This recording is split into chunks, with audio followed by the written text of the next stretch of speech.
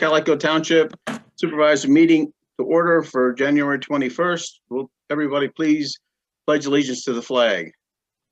I pledge allegiance to the flag of the United States of America and to the republic which it stands, one nation, under God, indivisible, with liberty and justice for all.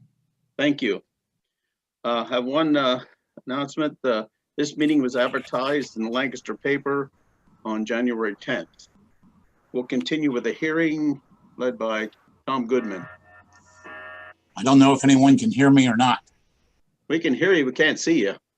Okay. This is a hearing involving the intermunicipal liquor license transfer from Columbia Borough to East Cocalico Township.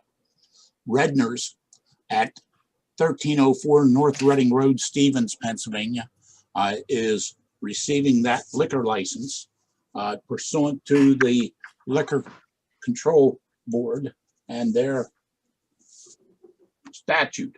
Redner's General Counsel, Jason Hopp, was supposed to be here. He's here. I think he is here. Mhm. Okay, and Mr. Hopp, I suspect that you understand this more than I do, so perhaps you would like to explain to the board what's going on with the transfer. Yes, sir. Thank you. Good evening, everyone. My name is Jason Hopp. I'm Vice President and General Counsel of Redner's. I also serve on the Board of Directors of Redner's Markets.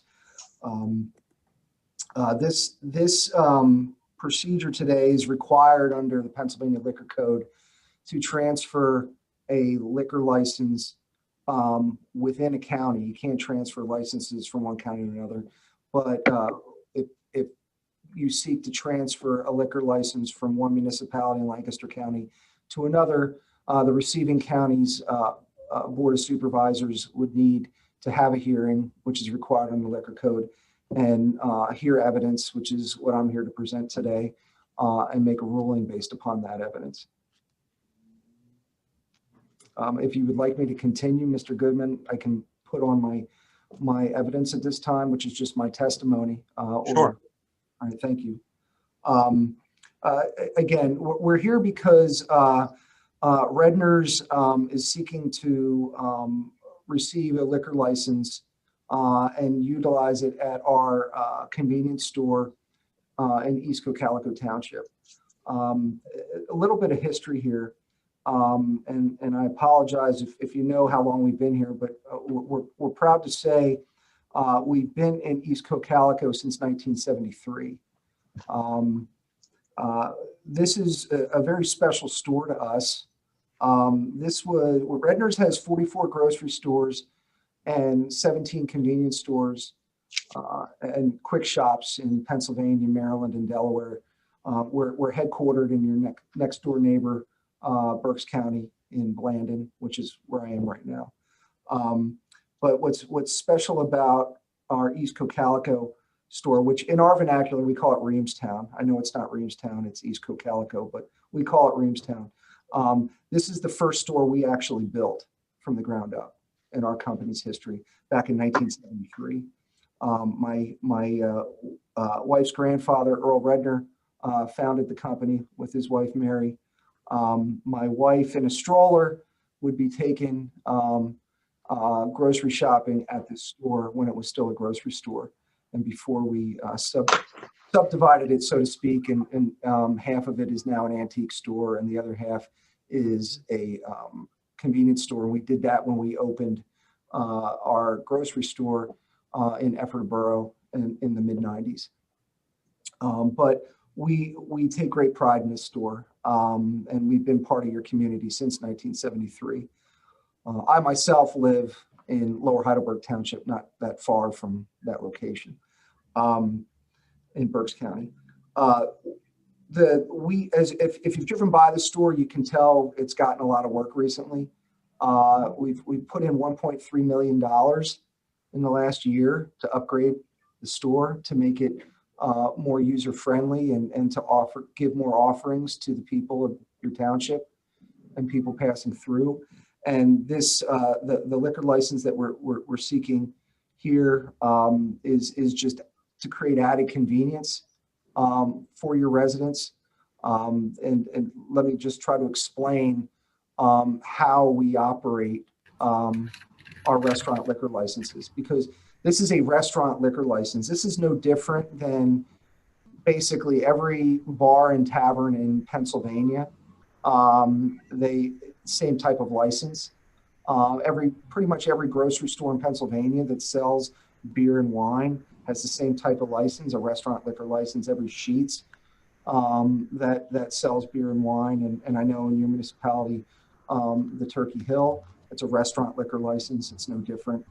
However, we do not plan and do not operate these establishments as a traditional tavern or bar. Our hours are consistent. We currently operate 19 Redner's Beer and Wine Cafes in Pennsylvania. We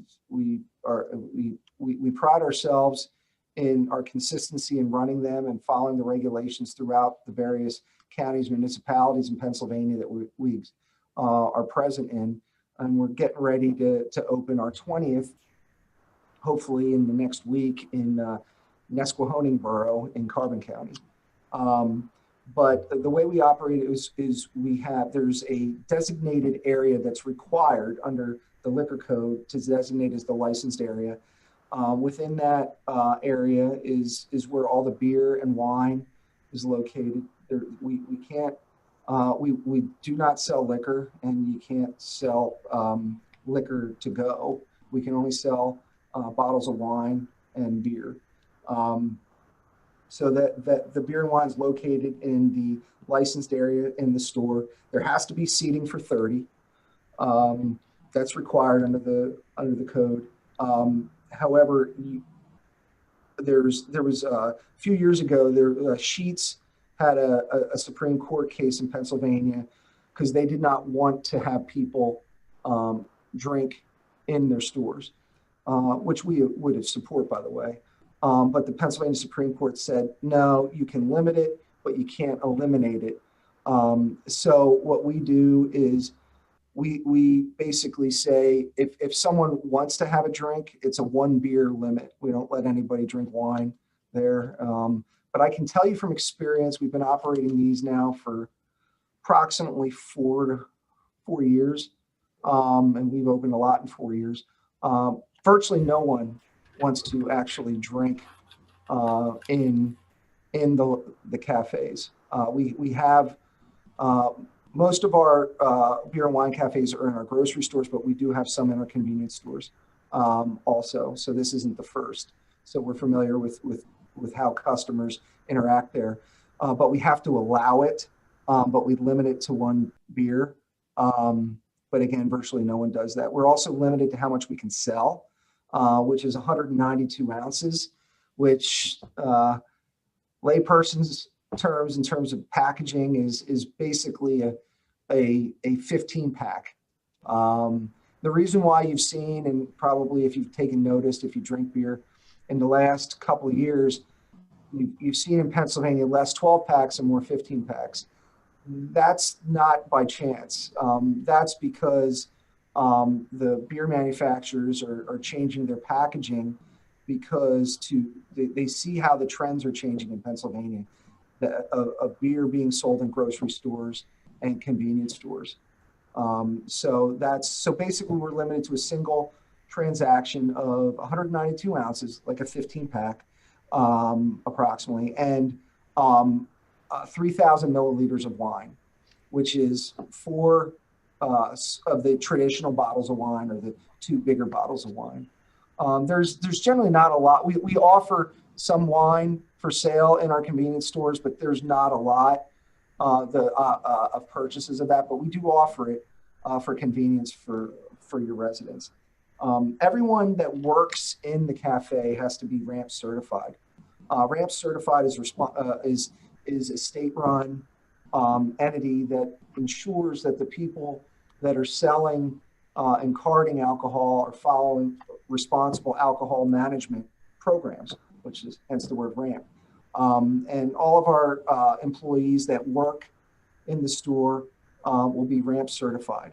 And Redner's takes the position in terms of ensuring that there's no one under the age of 21 that can purchase alcohol. It's simple. Whether you're 21 or 91, you're going to be asked for ID. And if you don't have a valid driver's license or another state issued ID that's valid, because we reject expired licenses, you can't purchase it.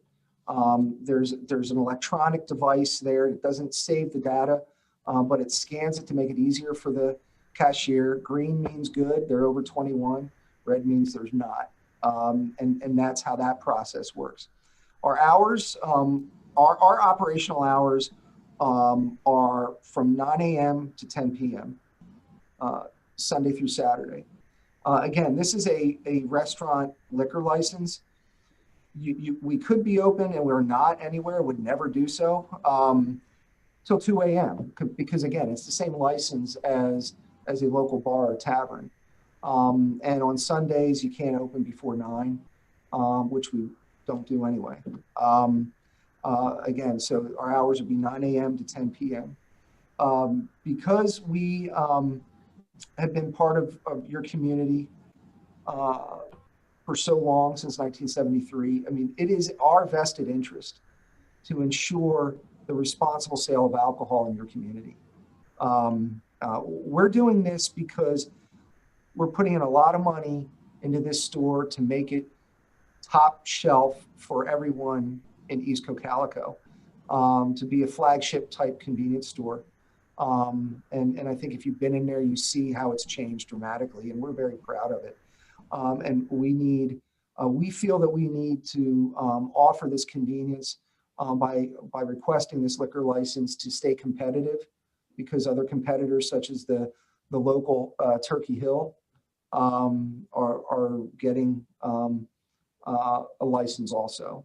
And if there's any questions or details for how it works, I apologize for going on for so long, but there's a lot of information and I wanted you to all hear it. Okay. Thank you.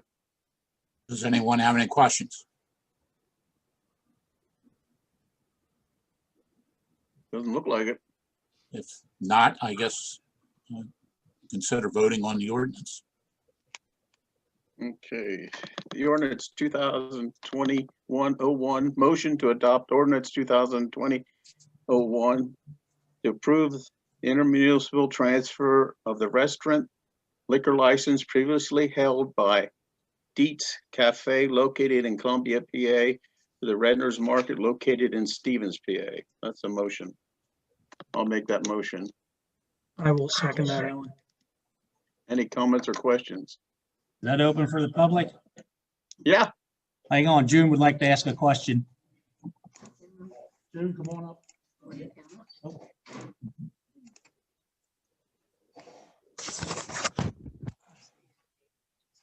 I'm very familiar with that location. And I'm very familiar with that location. And I know that the turnover on your employees is very high there. Do you vet your employees? Do you check and make sure they don't have any background problems? Like if they've been arrested in prior instances? And are they all over 21? Well, you have to be over 18 to work in a restaurant liquor license. That's the law. You have to be an adult, first of all. I can't say with absolute certainty that everyone is over 21.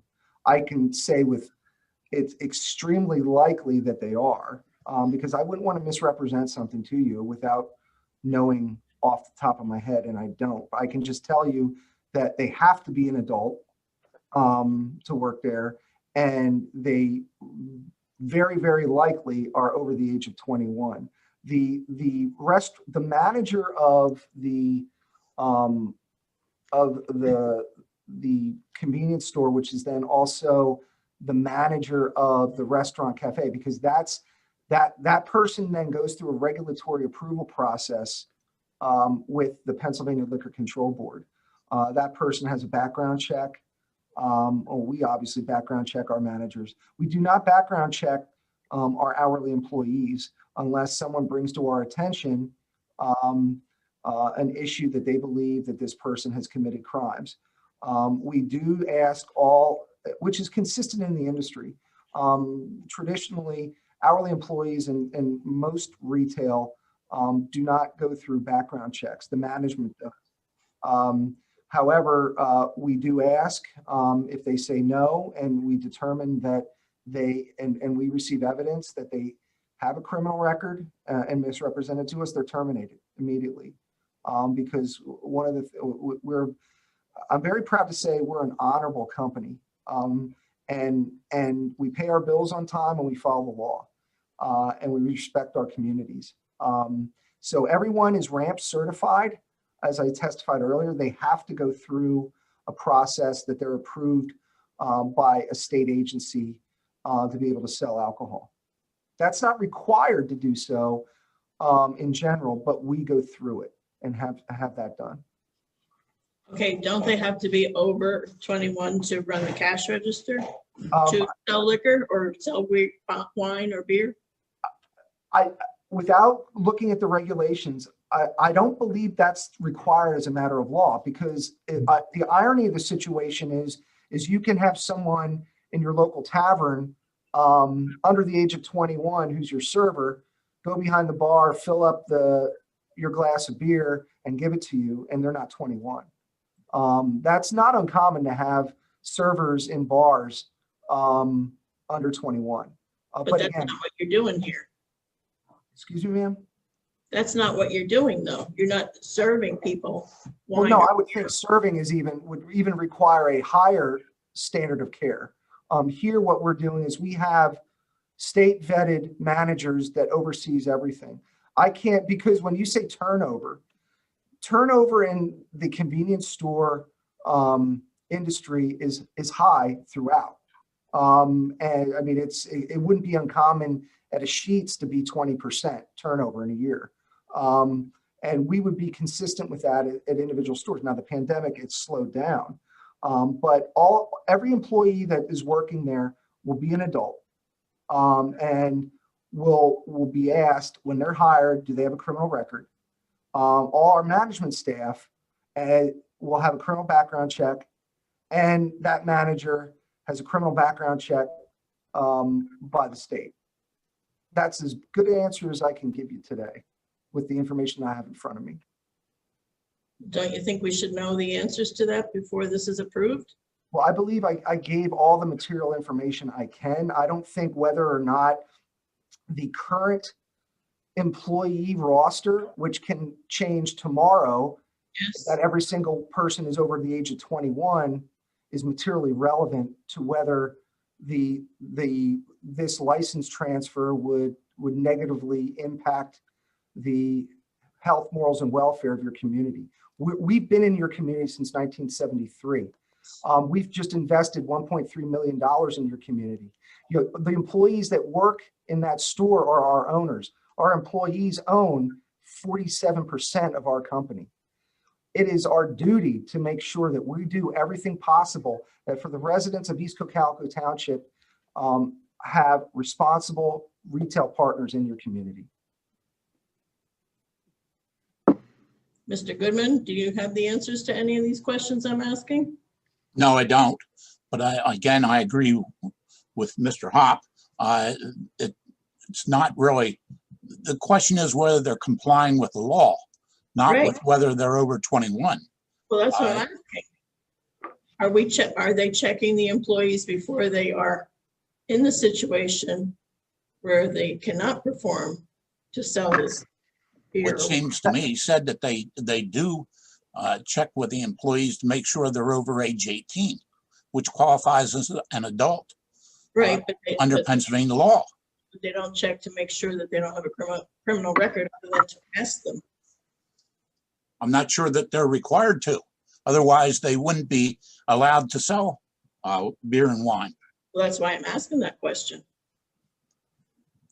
My testimony would be is we're not required to. No restaurant licensee in Pennsylvania is required to. All management of every restaurant licensee in the Commonwealth of Pennsylvania has a criminal background check done by the Pennsylvania Liquor Control Board, including this store that we're seeking to have approval. Okay, thank you. Hey, do you have a second? I seconded that, Alan. Okay. Any other questions? All in favor, say aye. Aye. Aye. Opposed, no. Motion carried. Thank you. Alan, I just want to add one thing. Yep. Mr. Hupp, This is- I want to thank you for investing in East Cocalico Township. I want to thank you for being one of our responsible partners in the community for such a long period of time. I really appreciate that. Thank you, sir. Thank you. Yeah, We're proud to be there.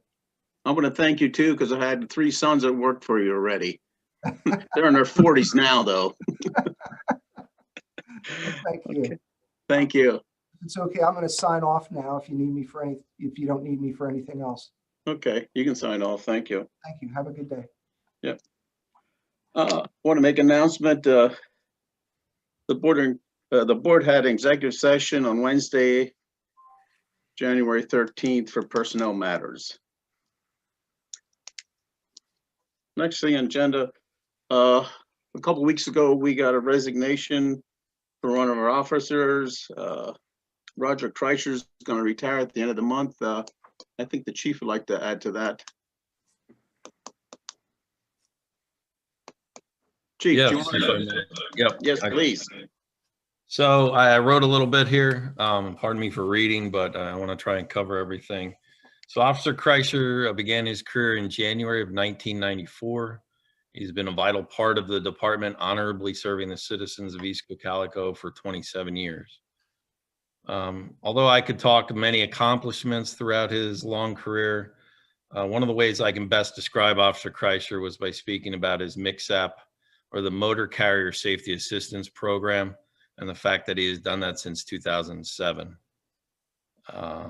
Roger has, without question, made the township and Denver Borough and the other communities we have served over the years safer by enforcing the rules governing commercial vehicles.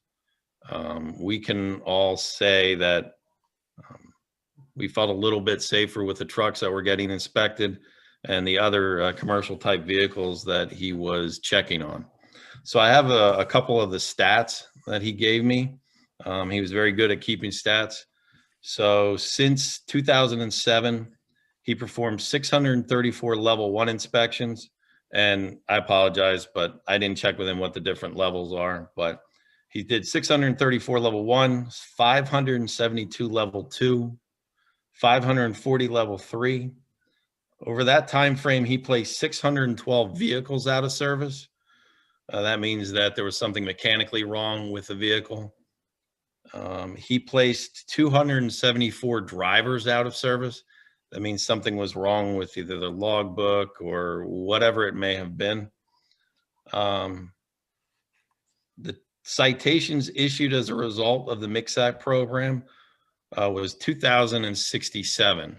Now, the next thing I'm going to describe, this is not why the East Cocalico Township Police Department started this program. I don't want anybody thinking that we started this as a moneymaker, because I know there's concerns out there all the time of that. This was started to improve the safety of our township. But over those years, and this is base fines, so some of these fines may have been greater, so the number could be, in fact, higher. But over that time, the base fine for the program was $433,055 that was brought into the township. Again, that's not why we did it. That's not why he put all that time and effort into it by any means. But we all need to thank him for doing that for so long. That's for 27 years. Yes. Well, no, since 2007, that was. Okay. Mhm. So it would be wrong of me just to focus solely on Officer Kreischer's role as a MCSAP officer. He has also received the Lancaster County DUI Top Gunner Award for the last 6 years. Mhm. This means Roger has arrested the most individuals for driving under the influence within the department for those years. And one of those years, he was honored by the Pennsylvania State DUI Association for his efforts. So I can truly say that Roger will be missed by the members of the East Cocalico Township Police Department. We all wish him the best in the next part of his life, and hope he enjoys his retirement. So I must say congratulations to Officer Roger Kreischer. Wish we could be doing this in person, but congratulations, Roger. I thought he'd be, yeah, I saw him yesterday. He thought he'd be part of this tonight, but I don't see him, so I guess he couldn't make it. He's moving, I think. Yeah, that is, he started the process on that. Yeah. Okay, the motion is to accept with regret the retirement resignation letter submitted by Officer Roger Kreischer, whose last day of dedicated service to this township will be on January 1, 2021. I'll make that motion. Yeah, I'll second that, Alan. Any comments or questions? All in favor, say aye. Aye. Aye. Opposed, no. Motion carried. Thank you. And thank you, Roger, wherever you are. Okay, past meeting minutes, approval of them. Any additions to corrections to our meeting minutes for January 4th?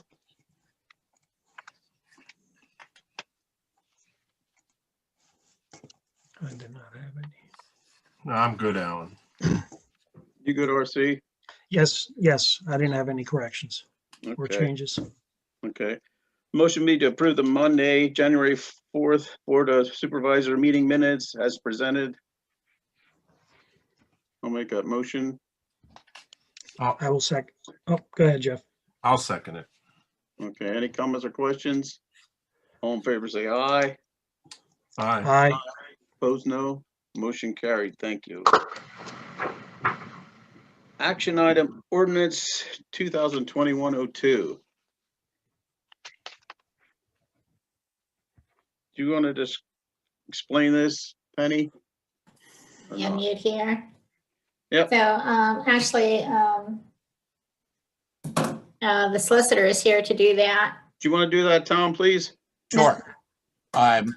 Initially, is Dwight Yoder on the call? Yes. Yes, he's here. Mhm. Okay.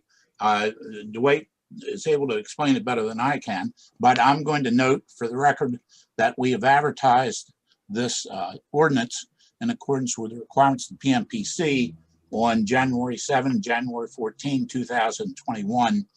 The ordinance has also been reviewed by the Lancaster County Planning Commission and the East Cocalico Township Planning Commission, and both recommended approval of the ordinance.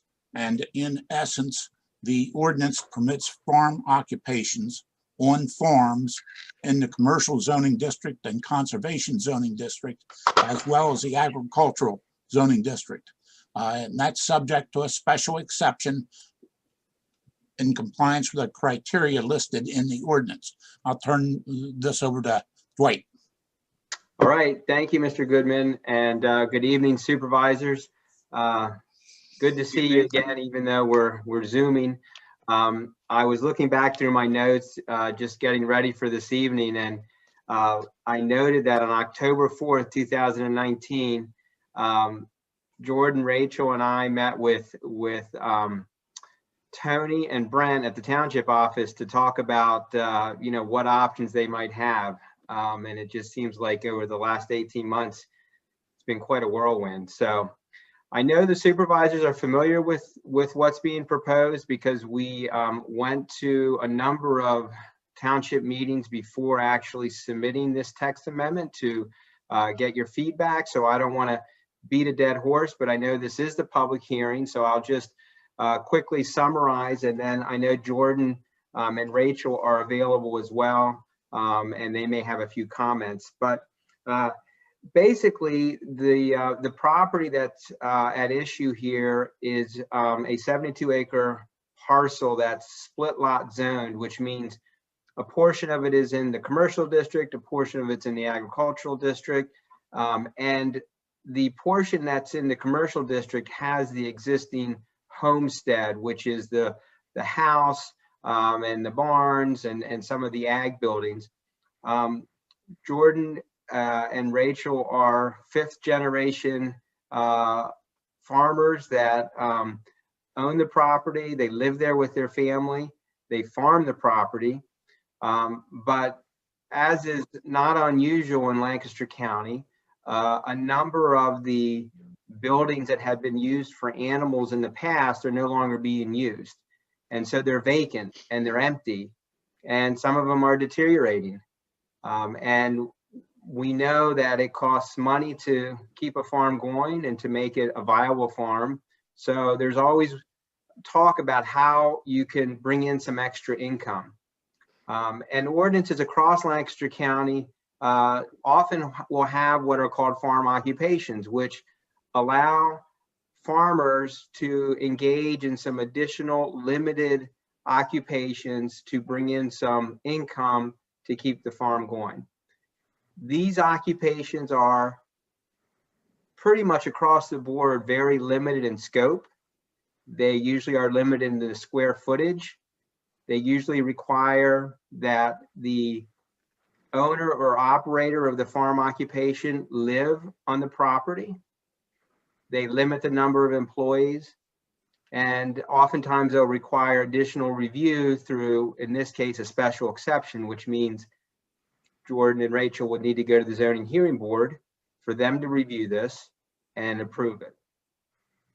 The dilemma that Jordan and Rachel found was that even though this was a farm, even though it was a permitted use in the commercial district, the way the ordinance had been developed, farm occupations, even though agricultural uses were permitted in the commercial district, the farm occupation wasn't, which from my perspective didn't make a lot of sense. If you're going to allow agricultural uses in a district, it makes sense to also allow for the farm occupation, because in my mind, they go hand in hand. So the proposal was simply to allow farms that happen to be in the commercial district or the conservation district to have the very same opportunity that a farm has if it's in the agricultural district. And again, like I said before, the irony here is part of this property actually is in the ag district, just not the part where the homestead is. All of the requirements that apply to farm occupations would apply the same here.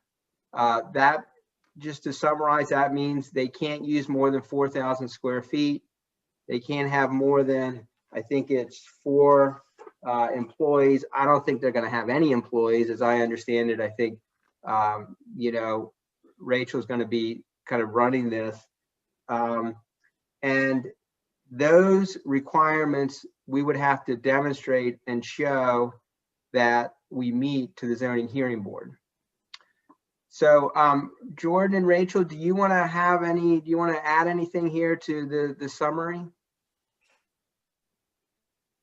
Dwight, I think you covered it pretty well, but we'll be here for any questions that come up. So again, as Mr. Goodman indicated, both the County Planning Commission and the Township Planning Commission, you know, looked at this, kicked the tires, so to speak, and they both came back recommending approval. I think, again, it is very limited in scope, and I think it simply recognizes that for those landowners who have farms whose property happen to be zoned commercial or conservation, if they're going to keep it in agriculture, if they're going to try and maintain it as a farm, that they should have the same opportunity that a farmer has in another district. And so it's really just giving them the opportunity, in this case, to use some of those vacant buildings to generate a little bit of income. And I think because we are, and let me just back up. As you know, when we first came in, we had proposed increasing the square footage, and the feedback we got was like, no, we think you should stick with what is already permitted. So the proposal here is to just go exactly with what's already been there. And I think that's a very reasonable request and consistent with good planning. I'd be happy to answer any questions if there are any. I have a few comments if I'm allowed. Go ahead. Go ahead. First of all, we would like to state that we have the utmost respect for the agricultural community. So it's with no ill will that we have the following concerns, and we're simply requesting fair and equal treatment for everybody. Section 220-87 states that farm occupation should be consistent or must be consistent with ag use. And normally this is like a tool repair shop or something directly related to the farming industry. And we're wondering if this will be monitored in addition, meaning like are people storing tractors or seed or something related to the farming industry? If it's actually granting general storage, that would really be in conflict with the code. The second part is it was previously stated that there was no traffic impact expected based on the fact that they had numbers that people would only be coming 3 to 4 times per month to visit their unit. I'm asking how or if this data can be substantiated, because we have a gate log on our facility. And in the last 5 months, we did an average, and it's 26 visits per day, and that's during a pandemic. Some people never come. So you can say that we're a lot bigger, and that's true. But some people never come. They simply place their items in storage and they leave it till they either move, die, or move out. Some people come 5 times a day. So it's very difficult to speculate that there will not be a traffic impact. That's that. We were wondering if, granted the 4,000 square feet, which it appears, if that's going to be the max, that if they would come back in a future time, would they be permitted to request additional square footage? And if that's the case, we were hoping that they would be obligated to meet all the costly requirements that other storage companies, not just ourselves, but Cocalico, Denver, were required to do. It states in that text amendment that in order to have this, farming must be their primary occupation as long as it's deemed economically feasible. So if it becomes economically not feasible, what happens to the storage? Because they're a direct competitor. And then there's the tax differential. As I proclaimed before, they have 72 acres and pay approximately $7,000 in taxes. We have 7 acres and pay about $52,000 in taxes. And we were wondering if the same tax code will be used for their future business, or are they going to be taxed on a different criteria? So we just respectfully ask that you consider our concerns. Thank you, Beth. Thank you. Any other Chairman comments? Fry, I could maybe respond to 1 or 2 of those questions if it's helpful. Go ahead. In terms of the 4,000 square feet, that is the maximum that is permitted. So they would not be able to go over that amount under this proposed text amendment. In terms of the traffic impact, I would just note that my understanding from the research that Jordan and Rachel have done is that there's very few trips to some of these types of storage units. But even if Ms. Good is right that their facility is generating 26 trips a day, I don't know what their square footage is. I suspect it's significantly more than 4,000 square feet. Even if this facility would generate, say, 10 trips a day, if anybody knows anything about trip generation, that's not many trips. We anticipate it might be more like 10 a week, but I guess I just want to put that in perspective that this is not a trip generator. A trip generator is a retail store or a convenience store or a Walmart. Those are trip generators. This isn't a trip generator. I can't speak to the tax differential. I don't know how that works. Certainly, that would be something that the assessment office would have to review once they made these changes. And I would just say that the current ordinance indicates that farm occupations, that a wide range of uses are permitted as long as they are compatible with the primary agricultural use of the land. So what that says to me is that as long as it's not interfering with their ability to farm the land, then, you know, this type of dead storage, in fact, is a very compatible use. This is particularly, I think, a unique thing that is compatible because you have large barns that no longer are being used and are just there vacant. I certainly respect the goods concerns, and they've raised those before, and they have every right to raise those concerns. I just think in this case, what's being requested is not only reasonable, but makes a lot of sense just from a practical standpoint to help folks like the Martins to be able to continue to farm. Okay. Any other comments, questions? I would like to mention something if I can. Yeah. I'm a resident in Reamstown and a business owner in Denver, familiar with the situation. I would like to say, I mean, I'm in favor of it as a citizen. I know Lancaster County is very much proud of the agricultural business. It sounds like this is right in line with that as heritage. Mr. Yoder's presentation sounded well. I was surprised that it's been 18 months already. Sounds like a lot of going back and forth, and it's already been approved by 2 other things. But I mean, as a resident and a local business owner, I would like to say I approve. I think there's need for more storage units in the local area. And as far as like agriculture and everything, it sounds to me like it supports that a lot. So yeah, I would just like to say that as a citizen, I'm in favor of that. Thank Sir, you. could you please identify yourself for our records? Sure, my name is Adam Kirk. The business that I own is in Denver. Thank you. Any other comments? Yes, I'd also like to make a comment. Go ahead, Lori.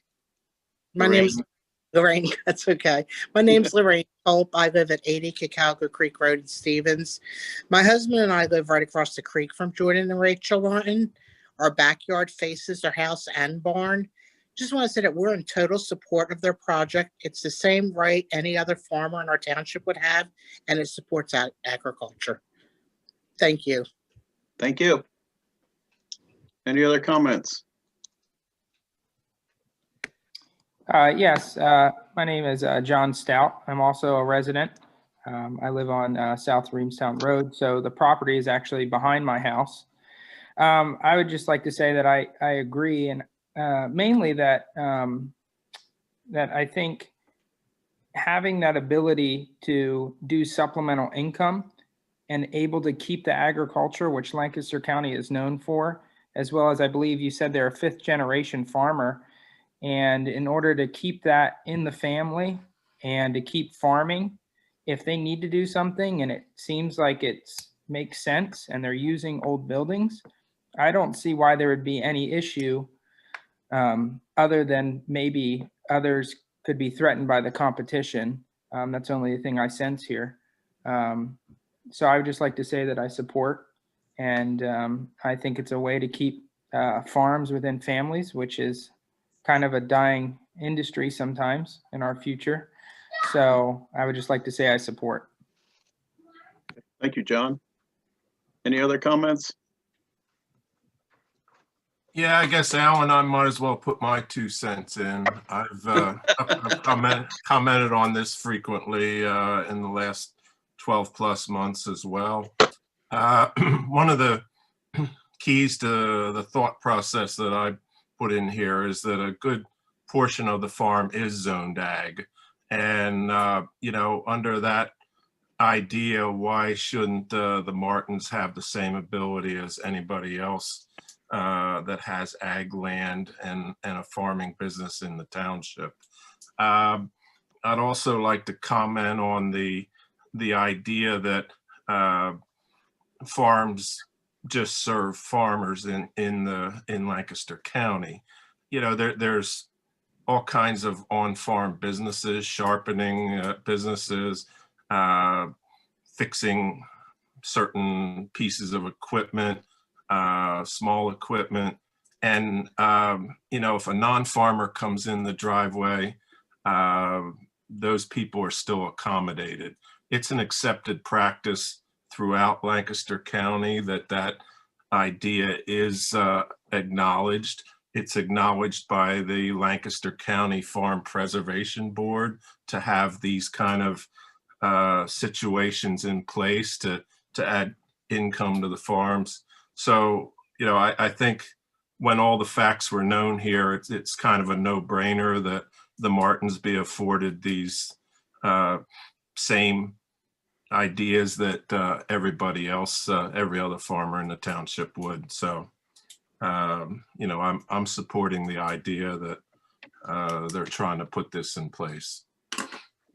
Thank you, Jeff. Any other comments? Okay, the motion is to adopt ordinance 2021-02, amend the East Cocalico Township Code of Ordinances, Chapter 220, zoning, Article 2, zoning regulations to allow farm occupation within the conservation and general commercial district by special exception. I'll make that motion.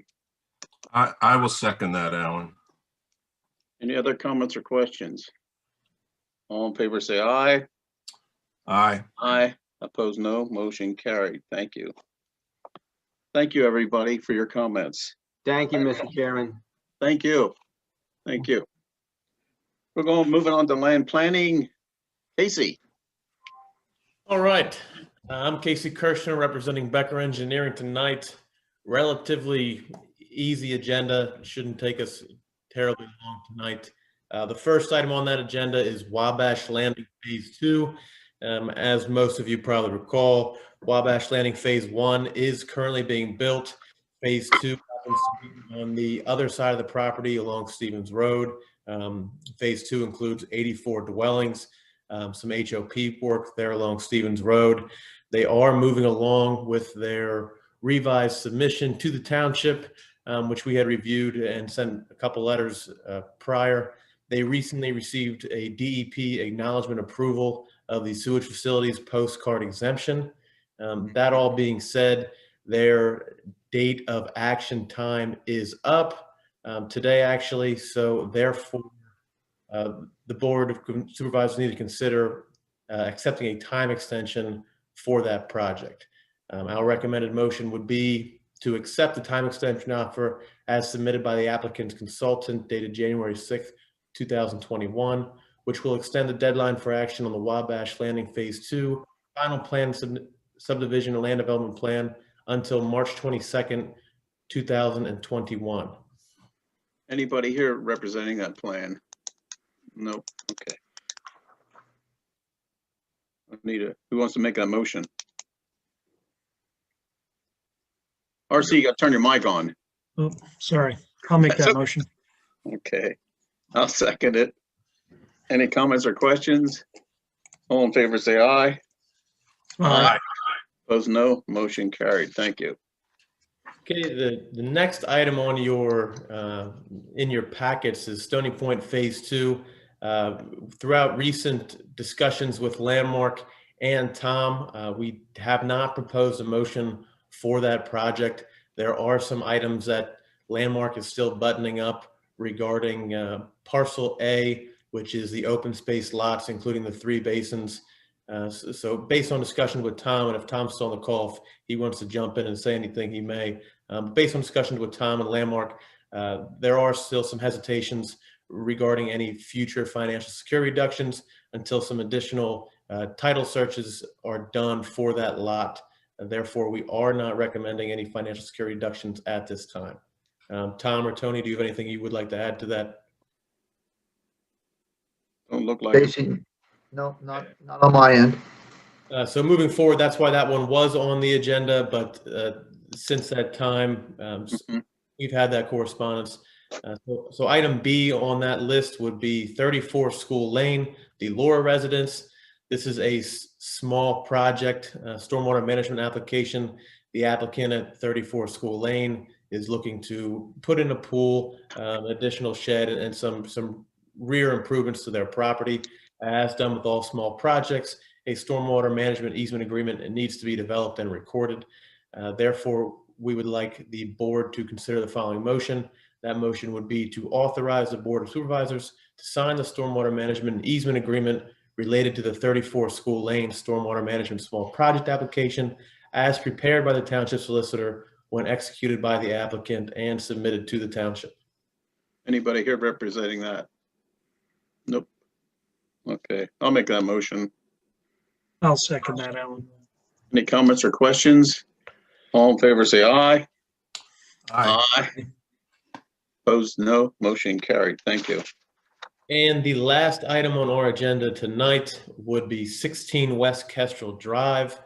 This is also a small project. The applicant is proposing to build a house with associated driveway in the Quail Hollow Section 2 portion of the development.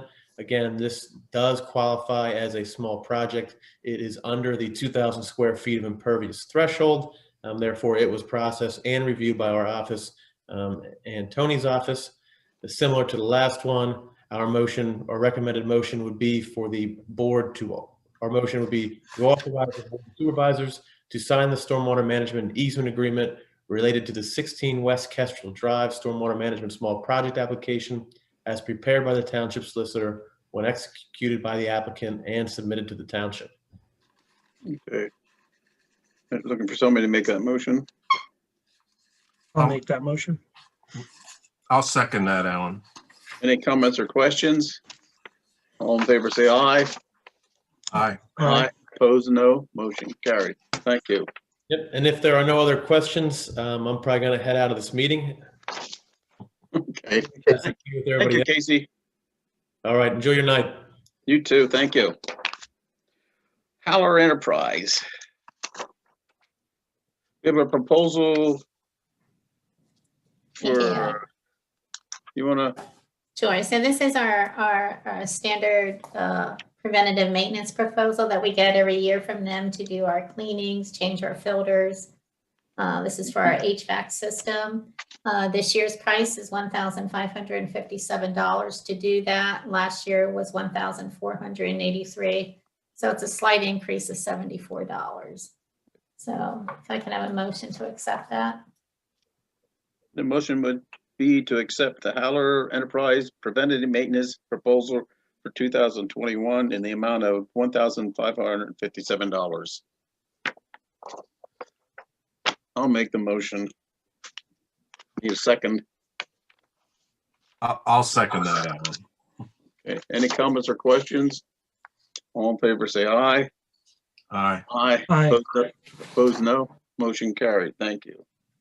Department reports. Chief, Hello again. hello. Few things going on.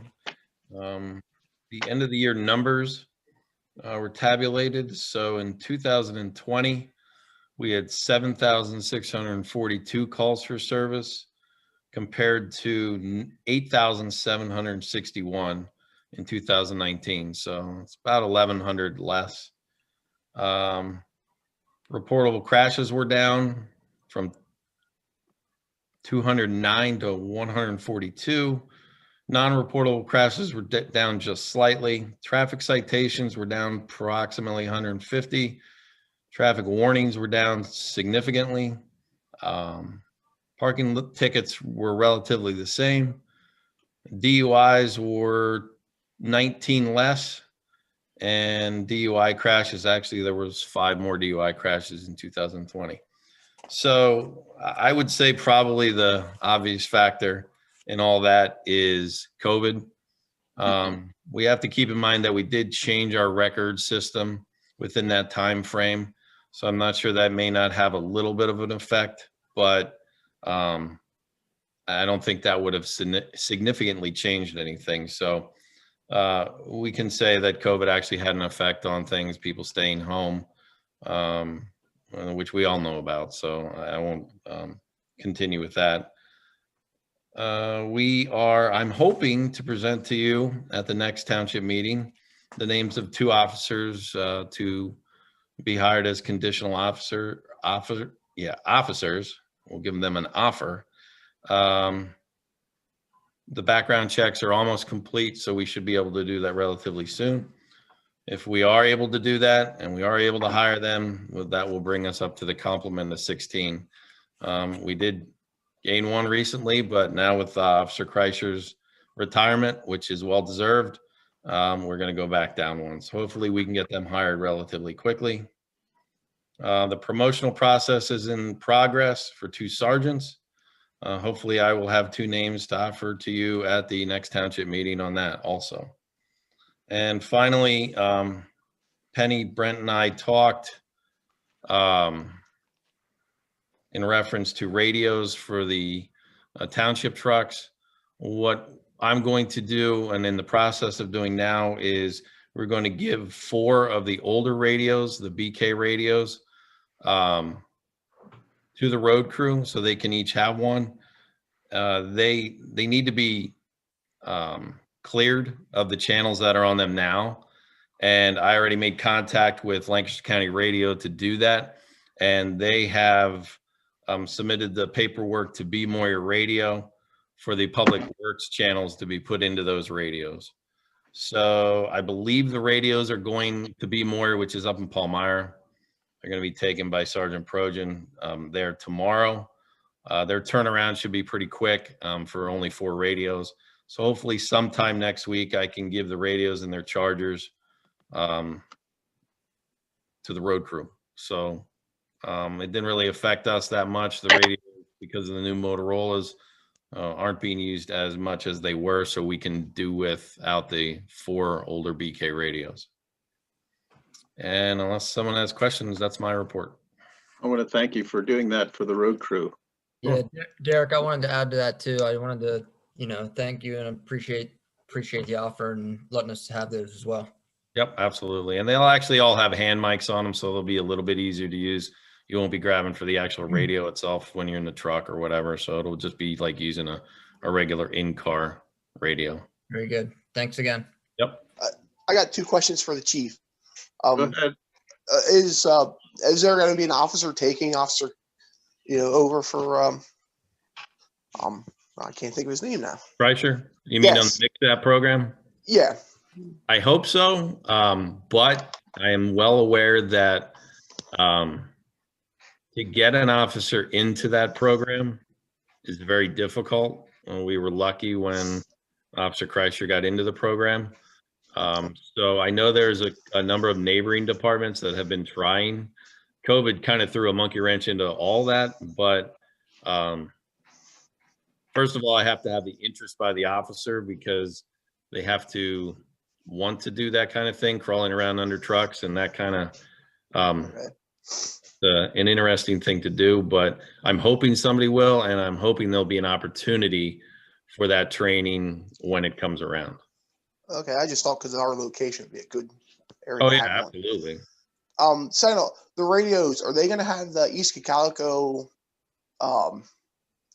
channel in that we'll be able to talk to them as well? Then on our radios, it's channel 15, I believe it is the East Cocalico channel. Excuse me, I can look.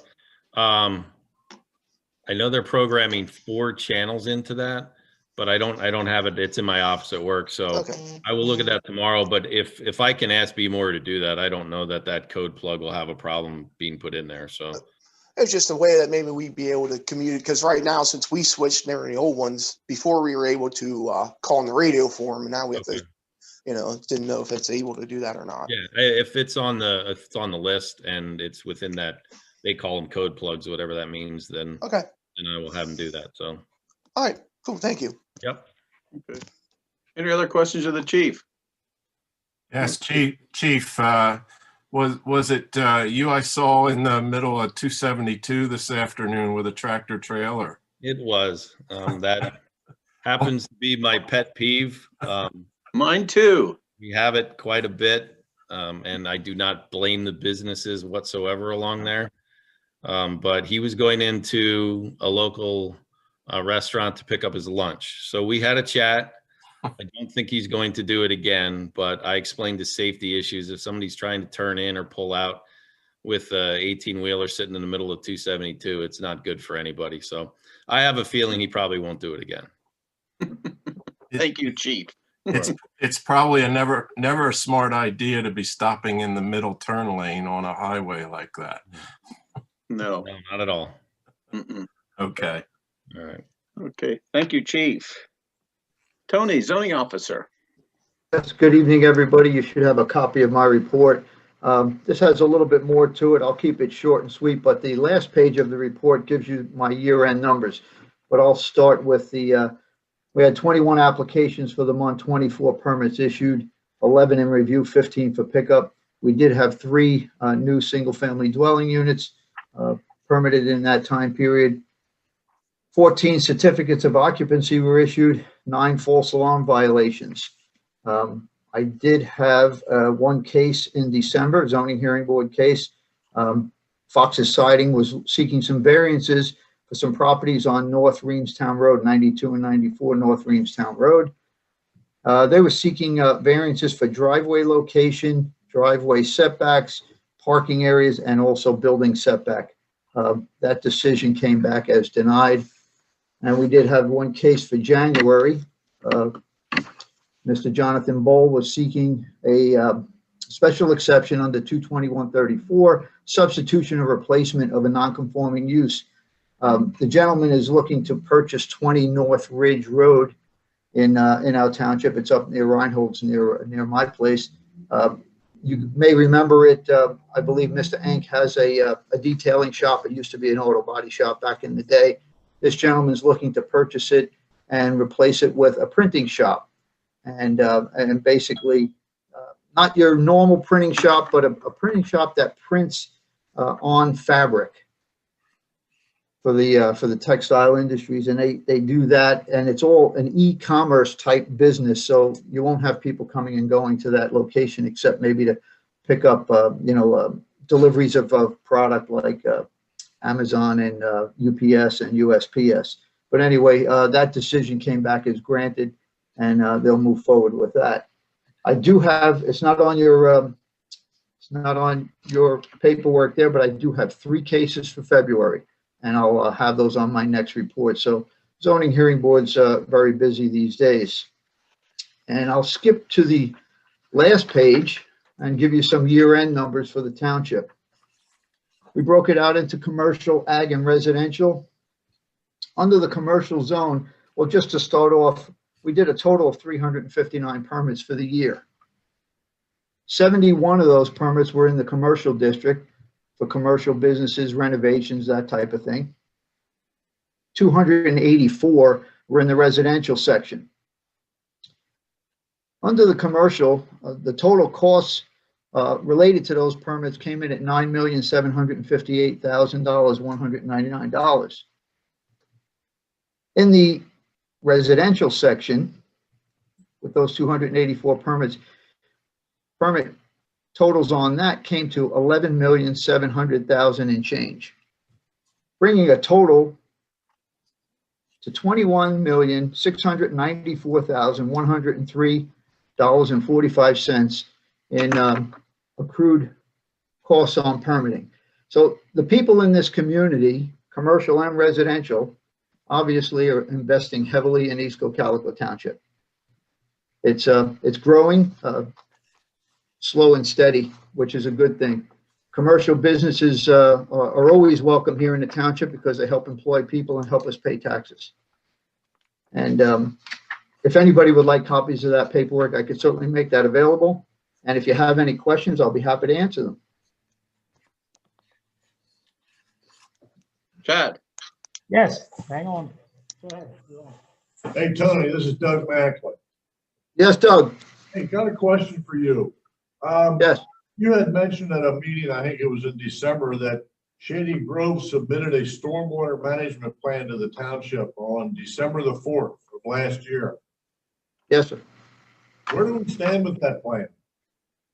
They did submit first week of December. The plan was sent, it was submitted electronically, and it was sent over to Becker Engineering. Brent Lead has that on his list. He's already started the review process.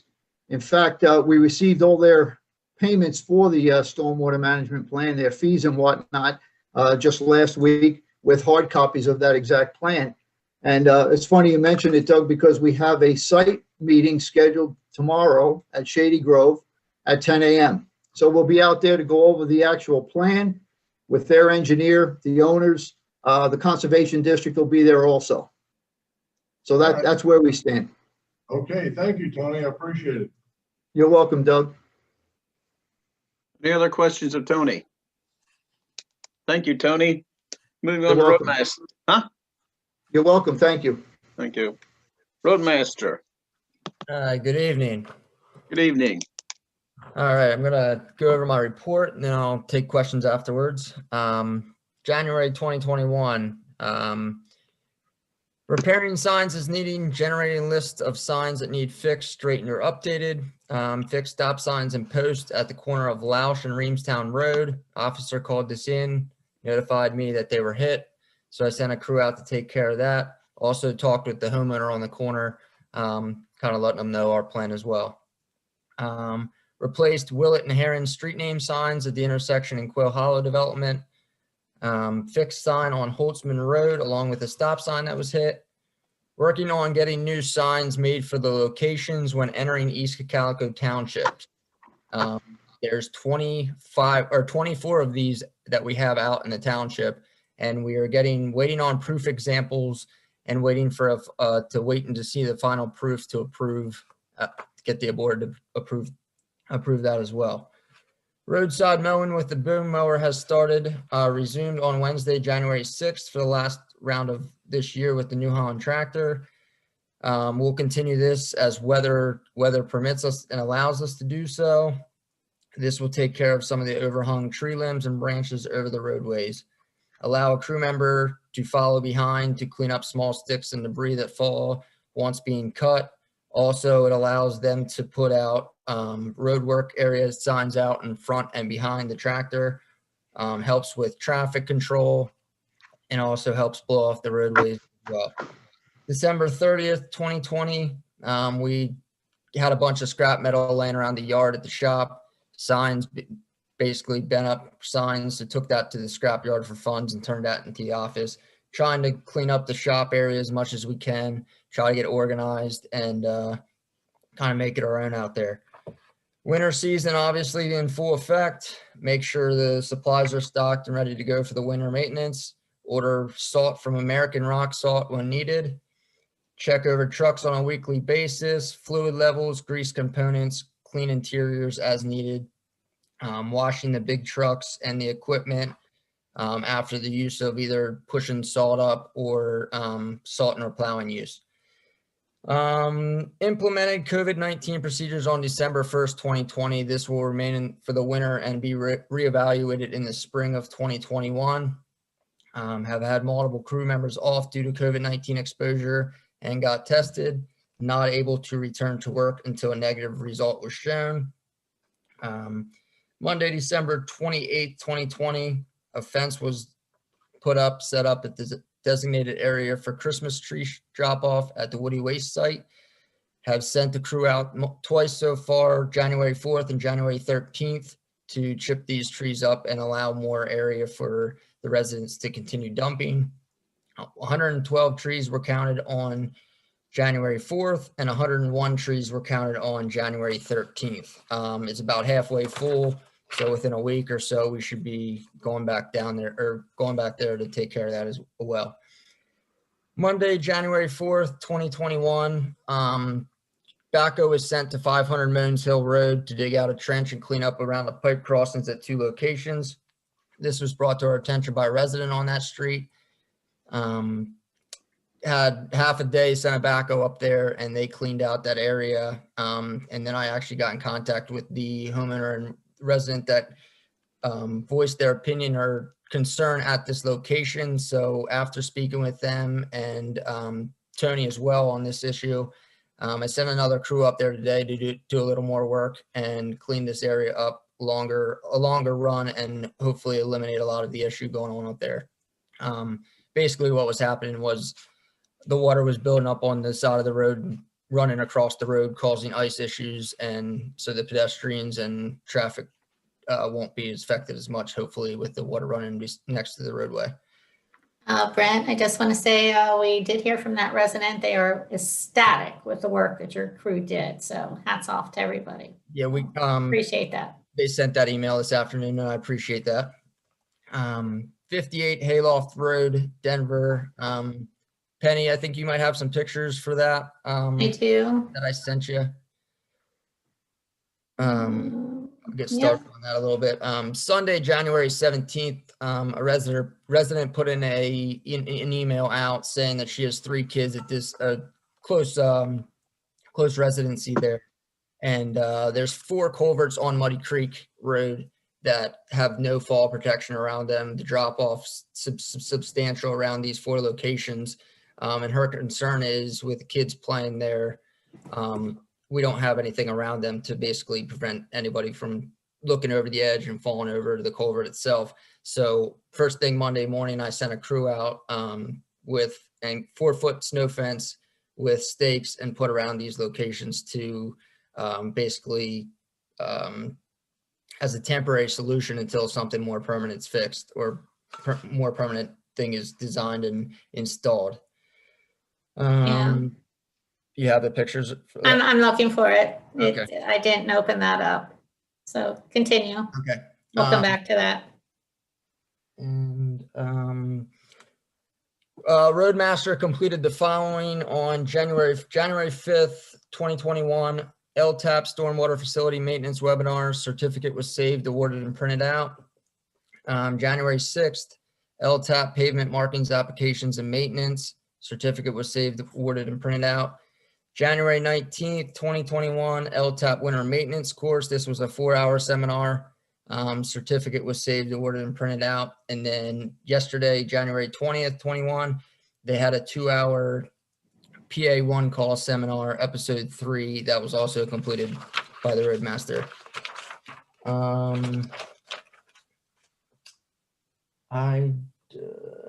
Can we, at this time, can I ask the board for the Martin's Tree Service, or should I wait on that, Alan?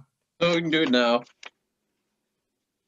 Yep, go ahead with the Martin Tree Service. Yep, there's 3 trees on Dogwood Drive that I have noticed, and this was an issue I'm guessing before I even arrived here that were looked at before, and so there's 2 leaning against the wires that are leaning over the roadway, pretty much dead trees. And there's one large one right on the corner, basically close to the intersection of Smokestown Road and Dogwood Drive. This one's around the bend. It's a real big oak tree. It prevents visibility around the corner, and also it's up against the road edge, which pushes the water out onto the roadway, which can create an issue as well. So I contacted Martin's Tree Service and I had a couple quotes done for that work being done, as well as 1 tree on Hill Road. This is at Hill Road and pretty much the intersection of Smokestown Road at the bottom of the hill. This one's leaning very hard on a roadway. The wires are right there. It's a really large, big tree, and it's leaning. I'm just trying to prevent a hazard in the near future with the wires and basically overhanging the entire road. And you had somebody else, you checked with somebody else, and these are the lowest bids. Yes, correct? I had Martin's had quoted, and also Cocalico Tree Service. Cocalico Tree Service for the one on Hill Road did not feel comfortable doing that. They don't have the equipment to do it. It's so large. So those are the 2 quotes that I got for those areas. In the event that that's approved, I will have my crew, to keep costs down, I will have my crew help with flagging and also have some of our equipment out there to help with cleanup as well. Especially the one on Hill Road with the intersection there at Smokestown Road, the bottom of the hill. We'll make sure we have plenty of flaggers and also cleanup help as well. Okay. If the board's interested, a motion would be approved both proposals submitted by Martin Tree Service for the Dogwood Drive at $1,000 and Hill Road project for $925. Yeah, Alan, just a little background there. We had checked into this, I think last spring, and response was that normally these tree services are looking for something to do at this time of year and can do it a little more cost effectively than they can during the spring and summer months when storm damage is frequently there. These are problem trees that are kind of in the way and dead and can create a traffic hazard, especially the two on Dogwood there. I think it makes a lot of sense to get them out of there. And with Brett and his guys able to do part of the cleanup work, it keeps the costs down. And I'll make the motion to approve these price quotes. Okay. I will second that, Alan. Okay. Any other comments or questions? All in favor, say aye. Aye. Aye. Aye. Opposed, no. Motion carried. Gentlemen, we can go back to the fence now. I'm going to share the screen and bring up that picture. Yeah. So, Brent, I'll let you continue talking here. As you can see, the resident was very concerned. She has small children. It was a considerable drop off to this. So the guys did go out in all 4 locations and install this temporary netting around it to protect the kids. We're not seeing it. We're not seeing it. I thought I hit share. Well, hold on here. We're seeing your smiling face. Well, the flag's there. Hold on here. Here we go. How about There. now? There you All go. right. There you There go. we go. Yeah. Like I said, there's four of these on that road. Obviously one across the street from that one, and then another area up further up Muddy Creek Road. Yeah. You're gonna get for the boards, Alan, for the board's knowledge, Ken McCray and myself went out there early when we got that complaint about it. And unfortunately, back in the day when the development was created, I guess protection devices, railings and whatnot weren't really mandated back then. Otherwise, the developer probably should have put all of that in. Unfortunately, we don't have that leg to stand on right now. So we've got to do something to make it safe. And I had gotten an email pretty much immediately Monday morning after we were done from the resident that put the concern in that how effective we were as far as getting it done and taken care of, and makes her a little more at ease, I would say, with the little ones there. So you're going to get a price for chain link there? yes, I am. Yep. Okay, good. I've been kind of looking into that. I don't have numbers together quite yet. No, that's okay. No, I will look into getting a chain link fence put on possibly top of that. Mm-hmm. And that was a minimum of 4 foot tall, correct? Yeah. Correct. Yes. Okay. Yeah. Is that the bridge right there on North Muddy Creek Road, right before the development, coming from Smokestown Road? Coming from Smokestown. Yeah. Yeah, that's on Muddy Creek Road, correct? Yes. Yeah. North Muddy Creek Road. Yep. Is there going to be a way that if we'd ever need to act, like if there's I don't know if we want to put a dry hydrant or some sort of system in case we'd ever need to access that to get water for a fire call? Okay, that can be definitely a discussion that, or somewhere where we can look at that we can access that to put our hard sleeve suction in, just in case we'd ever need that for water for a call. That makes perfect sense, and I appreciate you bringing that up. That's definitely, we can definitely discuss that and have access, make it as accessible as possible for that instance. Okay, with a 4 foot chain link fence there, that's going to really dampen it if we can't access that, just in case. Okay. Have you ever needed that, Donnie? Not yet. We've actually gone there and trained a few times and actually used it for classes, but never had lucky enough, we've never had anything up that way we needed it. And the hydrants are there if we need the hydrants, but sometimes if it's a long drawn out process or just so happens something happened to the water system and we need water quickly, we can access that quicker, use that. Is there enough of a flow there that you can utilize it? What we do is for our trainings, we actually put a ladder across with a tarp and it backs it up and puts like a pond on it. Nice. Okay. Okay. So, Interesting. yeah. Thank you for your comment, Donnie. Yeah, I appreciate that, Donnie. Thank you. Yeah, you're welcome. Is your thought, Brett, to attach the fence to the concrete wall there, or? Yeah, so I know I've seen other ones done, but they basically drill down into the culvert itself and basically put those lag bolts in there and hold the post in through there and then build off of the post right on top of it. I mean, Yeah, I don't. Tony, there, I would Tony, have there should be, some other options as well. I'm open to any ideas. Tony, there should be codes on that in terms of how to do it, right? We Well, shouldn't be yeah, guessing. I believe there are, whenever you're drilling down into concrete culvert or doing, any kind of attachments to that, just like state bridges and stuff, they're very leery of doing that because you get some moisture in there, it starts to freeze, it pops. Next thing you know, you've got to replace, you've got a serious damage issue going on. So Yeah, I'm just saying we shouldn't be guessing. I mean, that should be looked at by Brett, how they're going to mount it and be done with it. Because also the other issue there is going to be the liability then if somebody goes over the edge or somebody drives over it. Correct. Yeah. In fact, that was my next comment. Brent Lead will be conferred with on this one, and we'll get some good ideas from various sources. See what we can do. Okay. Okay, thank you. Any other questions of our roadmaster? I got one quick question for you. The signs that are coming into East Cocalico, I haven't seen any of those proofs. Are they just, what are you looking to do? Are they just replacements of what was there? Because we had talked about improving that signage, or what are we thinking about doing? So the ones that right now that are out, welcome to East Cocalico Township, and I believe they say, correct me if I'm wrong, drive carefully. I'm pretty positive that's what they say coming into the township.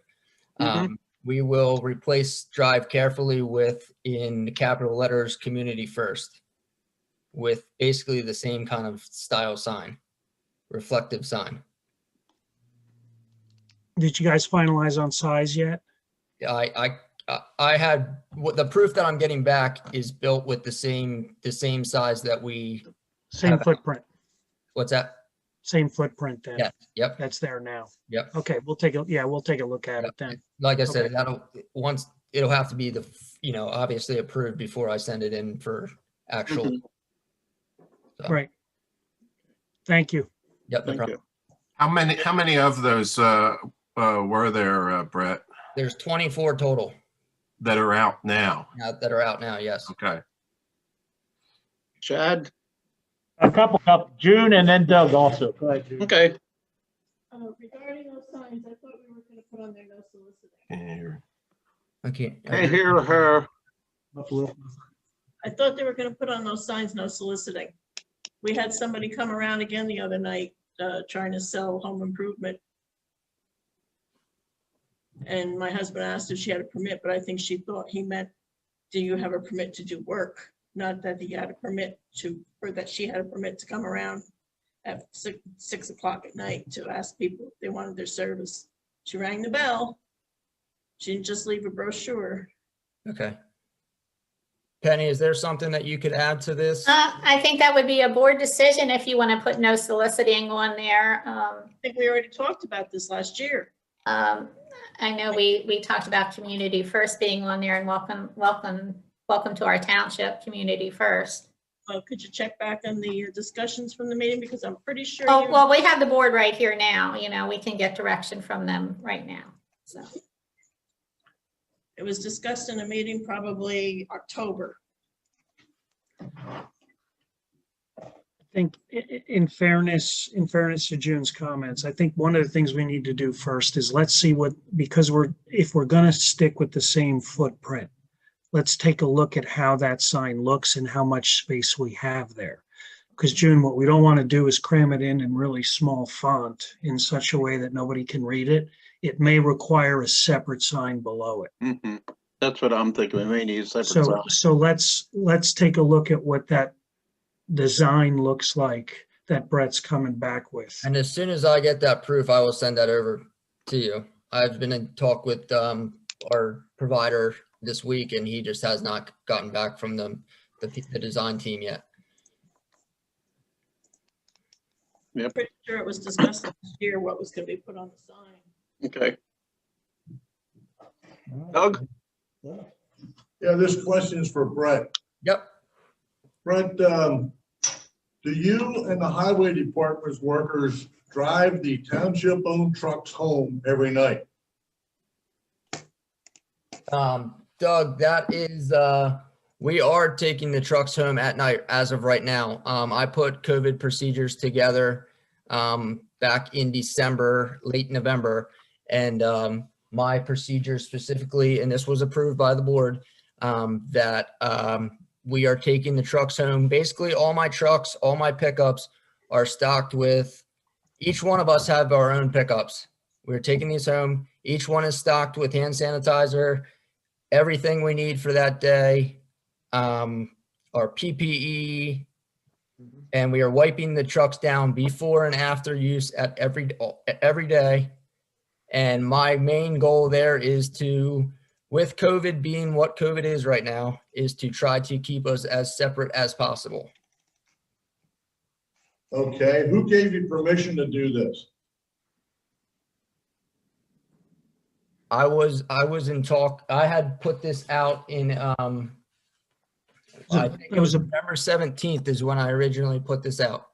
So you did it. It wasn't the board. I don't remember the board saying you could do it. So you did it?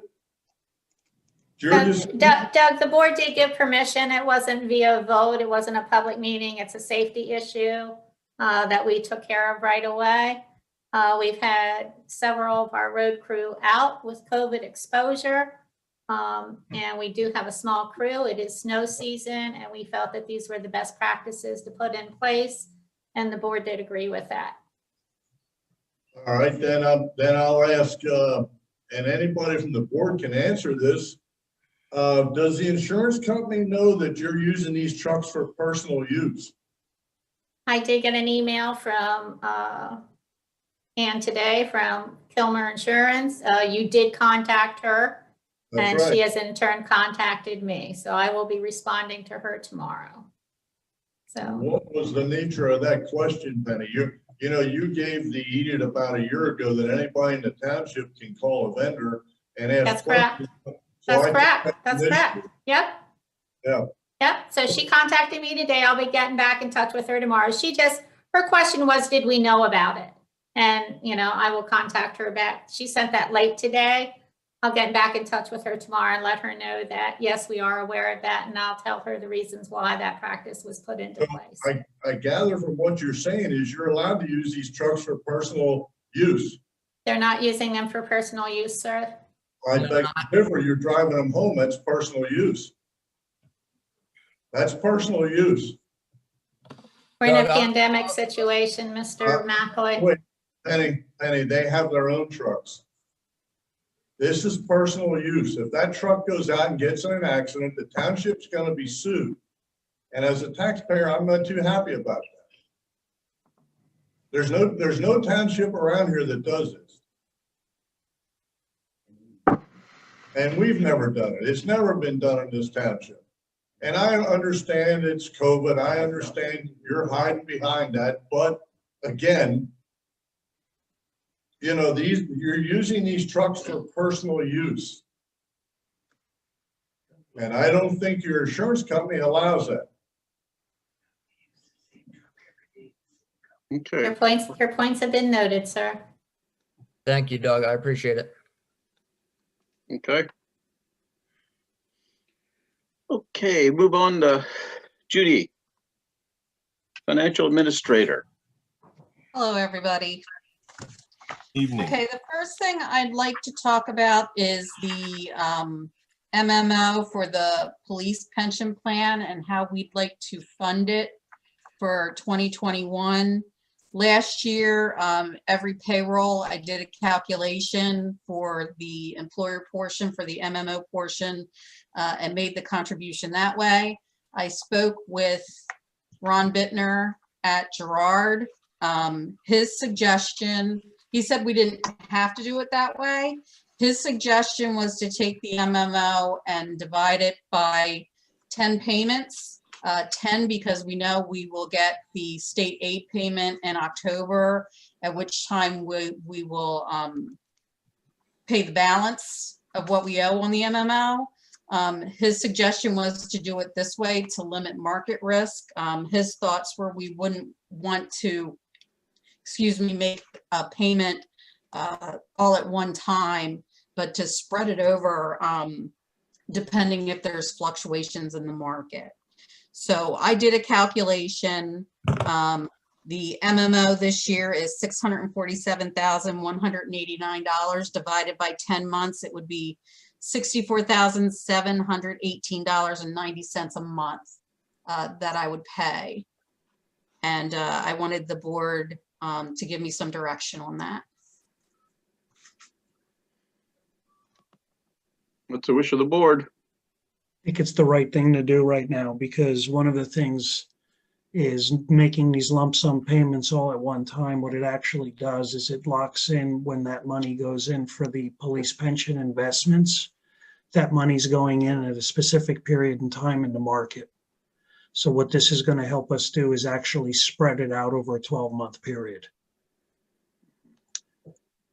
Okay. So as an example, there could be a downturn in the market and we end up putting this money into the police pension plan where the market was down at that period of time, which is advantageous.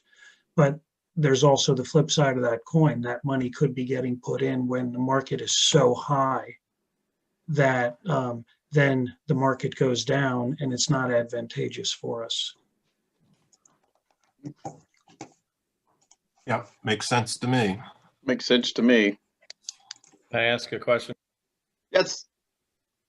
And probably because I know I'm going to be asked this if this comes up. The percentage that the officers are paying, is that just then put into the fund, the general fund? Where is that contribution going? Chief, I pay that to Gerard every payday. So it your 5% contributions go in every 2 weeks. That is a separate issue from this. Okay. So those go in immediately. Those are invested immediately. All right. I just wanted to, in case that question came up for me, I just wanted to be clear on it. So Sure. That's a good question. Let me add to that, Chief. There's no change whatsoever on the officer's end, the way that's being done. Okay. This is just our money. Okay, Judy. So shall I make the monthly contributions of the 64,718.90? Did we need a motion for that, or? We need. Well, you can put it in a motion if you want. It's more or less just a directive. The MMO didn't change, just the way that she's sending in the monthly amounts changed. Considering the amount of money and the size of this, I'd like to hit a motion. Okay, so Mr. Chairman, that motion would be to authorize the financial administrator to base her monthly payments to the pension plan based off of Gerard's Directive, 10 payments. directive. That's the word I was looking for, based off of Gerard's directive to make 10 monthly payments in the amount of 64,000. What is it? $718.90. There you go. Or whatever the MMO's that year, right? Well, that's correct. Correct. Yeah. Okay. Based off of 10 equal payments. Correct. Yeah. Okay, I'll make that motion. I'll Unless you second are. that. Okay. Any comments or questions? All in favor, say aye. Aye. Aye. Opposed, no. Motion carried. Thank you. Okay. Thank you, Judy. Thank you. Okay, so I'm sorry. Yes. Question by Doug. Yeah, Doug. I'm sorry. Judy, if I could, whatever happened to that $186,000 MMO payment from last year? Did that ever get resolved? I'm not sure what you're referring to. Well, the one that just at the end of last year, the pension committee brought it up, and Jill brought it up, and I know the chief was talking about it too. Oh, are you talking about the yearly savings if we changed the Contract. way that the contract was worded? Correct. It was regarding the cost of living increase. No, I hope the cost of living wasn't $186,000. There was something that was said last year at the end of the year, and Jill brought it up. And Chief, can you help me out? I think it's referring to the wording change from shall to may in the pension ordinance. Is that what it was? Yep, that's what it was. Okay. That's all taken care of? That's taken care of. Yes. All right. Thank you. You're welcome. Okay, Judy. Okay. All right. Moving on. On to financial statements. I apologize for getting these to you just earlier today. I'm sure you didn't have a chance to do too much of a review of them. But I have preliminary fiscal year end 2020 balance sheets and budget status reports. So the balance sheets reflect in the cash balances, the money movements that we made pretty much from out of Ephrata National Bank, which was paying us 0.02% interest, and into Univest, which was paying 0.25% interest, which isn't a whole lot, but in this market, that's the best we could do. So those are reflected on these sheets. There are still some entries I have to make with payroll tax liability. So like I said, these are just preliminary. These are, you know, not ready to be audited. There's still some work that has to be done. So you can take a look at those. What these will show you, the balance sheets, is what our fund balance at the end of the year is going to be.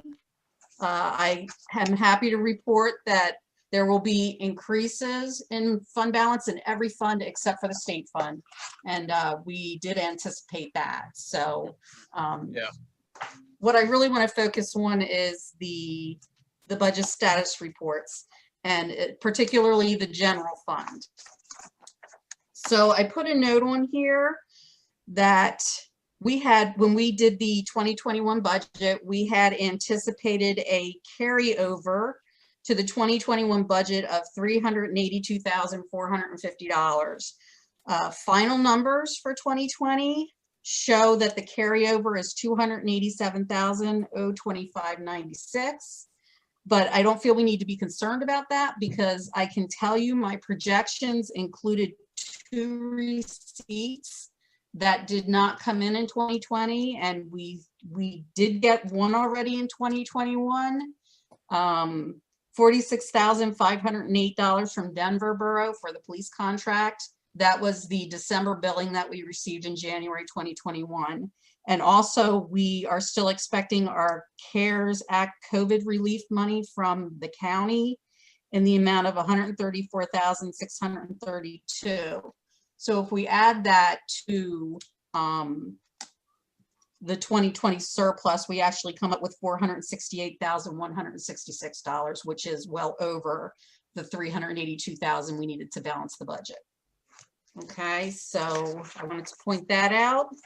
And then the state fund came up with a smaller deficit than I had anticipated. The deficit in the state fund was $26,334. That just means that we had to use fund balance in 2020 to pay all the expenses. The revenue didn't cover the expenses. And we did plan for that, because we changed from spending some of that money out of the state fund to spending it out of the general fund. So that preserved at least a little bit of that money going into 2021. Okay, so does anybody have any questions?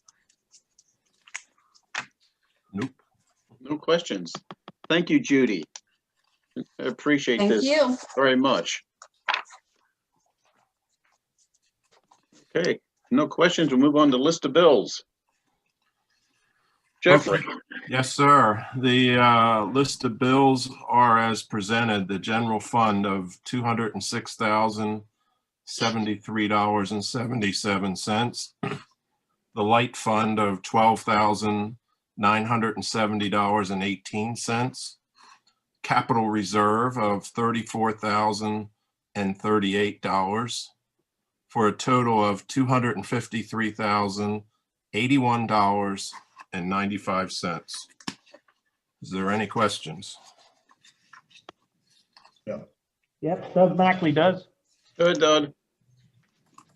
Jeff, check number 60489 for Great American Insurance, $3,656. What was that all about, or what is it about, please? Yeah, help me out on that one, Judy, if you can. If not, we will have that answer for you next meeting. Sure, I know what that is. That's the cybersecurity policy. That's paid separately from what we paid to Kilmer Insurance on check number 60494. Okay, It's just our insurance renewal. Okay, so Kilmer Insurance for $97,750. That's for what insurance? That's for our liability insurance. $97,000 for liability insurance? And that's only half of it. We still owe it. That's one installment of two. Okay, and just one more question. I think, Jeff, you didn't sign up for PSATs this year, is that correct? That's correct. Okay, so then you probably wouldn't answer check number 60502 to PSATs for $2,394.